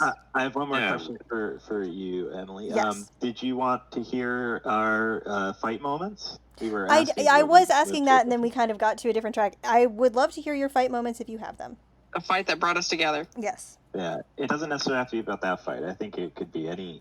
I agree. It can be any. Let's broaden it because I was specifically asking for like this sort of like this was your moment of coming together to like be a group and feel like oh wow you're all competent. But if you want to do that for any fight, go for it. I'll start since I brought it back up. Lucas doesn't really have any big abilities, not any magic or anything, but I did sort of build him a little bit with one of you in mind, and I think a sort of moment he has is going to be with Zell, where Zell has an unwavering mark ability. Yeah. Which basically makes it so an enemy has to attack her, or does so at disadvantage on somebody else. And I think Lucas and Zell are standing next to each other in a fight, and she's got the unwavering mark up, and he's sitting there with the protection ability from fighter initiate, imposing disadvantage in the opposite way. I see. So, just this screwed enemy both is ways. just like completely overwhelmed with these two fighters or martial abilities or whatever. Just like it can't even hit anybody. Yeah. He's a disadvantage always. Yeah. Poor Love guy. it. Love it. So that is, I think that's a cool moment that happens. And a play that you could do over and over. Yes. Yeah, that's true.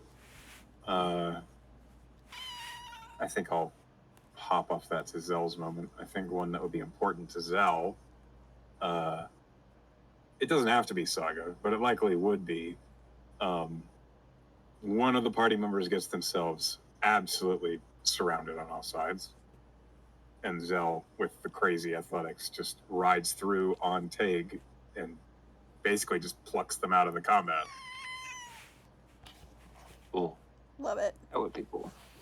Especially if you grabbed Saga's backpack. Well, and because With his and fucking because camel. I think mechanically, I think in that moment mechanically, because you have mountain combatant, you could make them Attack Tag they can attack me. and not Saga in that case. That's pretty cool. I could make them attack me. Oh, that's right. You Not and not Saga yeah, or Tag. and or Tag. Yeah.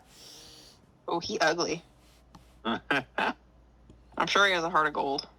I think building off that in terms of protection for the group, it would be Twilight Sanctuary for Tavar. If we're all kind of in a 30-foot radius, he kind of blankets the group in a sphere of twilight, and you all get like 1d6 plus 5 temporary hit points. You're not charmed or frightened within there. It's just a sphere of protection. Could be especially interesting with- if there was a combat where several of you were charmed, and it was a sanctuary that kind of snapped people out of it. No.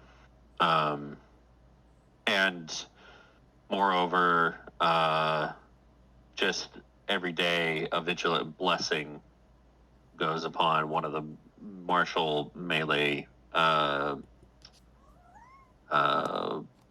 characters. So I think it would go in a rotation between Greg, Lucas, and Zell. You would have a vigilant blessing, which gives you advantage on initiative rolls. There's no expiration on it, so do it at the beginning of the day, and once it happens, it happens. That's Zell all. has advantage on initiative rolls. Oh, So give it to somebody else. gotcha. All right. Well, I don't. then The thought fine. is appreciated. All right. Then Lucas and Greg would probably get it. Okay, fuck me, I guess. Sorry. Everybody would. Everybody but Saga. That's cool. Everybody would Yeah. eventually get Eyes of Night, which gives you dark vision up to 300 feet. I'm so. a fucking Dwargar, so I don't need that shit. Oh, I okay, do. fine. Zell super does. Zell cannot see in the dark. That's one of your cutest traits. Yeah. Where the fuck are we? I just like it when you stumble. You're usually so graceful. That's why I rely on Tig. No, where the fuck are we? I have no clue. I mean, I can see if that's what you're wondering, but I don't know where we are. Where is the tree? That's right. Oh, you hit it.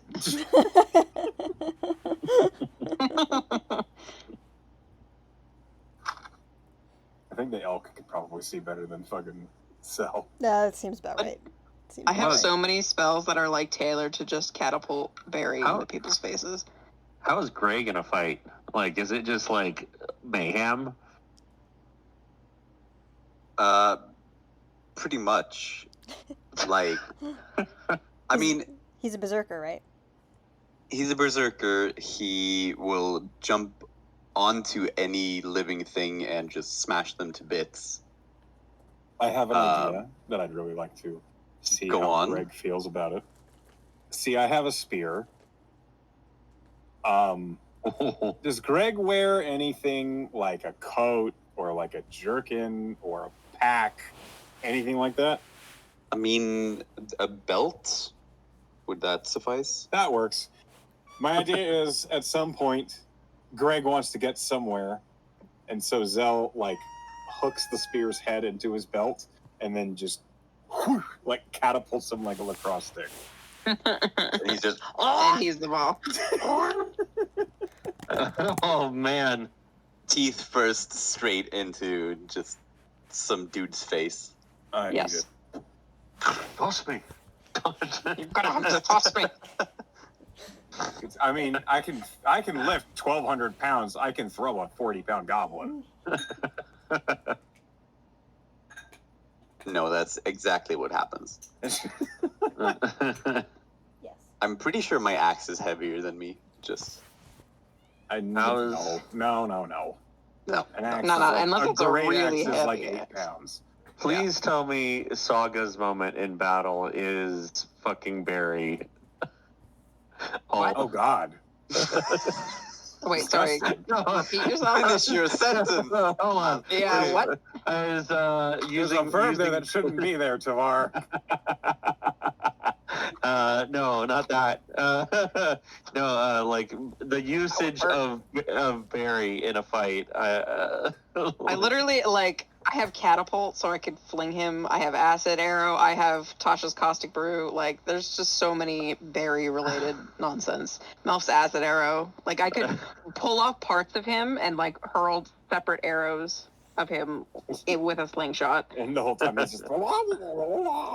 And then when they all hit, they all just meld back together. I think this gelatinous ooze homunculus is my favorite homunculus idea. Holy shit. I still don't understand him, but like, he purrs when I pet him. At least I think that's purring. Saga, did you toss Greg or Barry? I can't tell which. They're green and screechy. It's fine. It's probably been That's why we both speak at the some same point. language.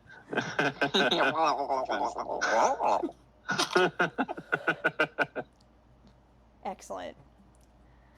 Well, I think we can leave it there, y'all. What do you think? Hey, Yes. I I think think so. we had some solid building. Yeah, I appreciate these building blocks. I'm gonna have fun with them. Y'all are great. I'm excited to play for real. Hey. Hell yeah. Let me know if there's anything, like, again, new DM, I'm trying my best. Let me know if there's anything that we can change, that we can shift at any point. I'm happy to accommodate. Yeah. All right. Awesome. Okay. That was I'm fun. looking for picture references for Barry. Everybody begins with a token of Fey Bargain, and everyone begins Okay. with an inspiration for doing so well in session Woohoo! 0. Hey. Hey. Hey, Macarena. Oh. Does that mean you click the little inspiration Yeah, you thing? click the little it inspiration do. thingy. And it looks like Rising The Sun. Fey Bargain, yes, that's right. The Fey Bargain token. Is that what they're called? That is what they're called. They are called. You can just call them tokens, but they are called tokens of Fey Bargain. FBTs. They and I mean, and again, this is like a mechanical representation. Like in game, they sort of represent your like like social clout, basically. So you're Oh, like kind boy. of burning your reputation points to do things. Cool. Yeah. Cool. All right, y'all. Thank you for running. Yeah, Hey. happy to. I hope everybody think had this- fun. I think this is a very interesting group. Yeah, I agree. There is. Rad. I'm going to take a nap. Yes. See where things Okay. go. Go take a nap. I will see y'all on Saturday. See All right. See you next week. Bye-bye. Bye. Bye.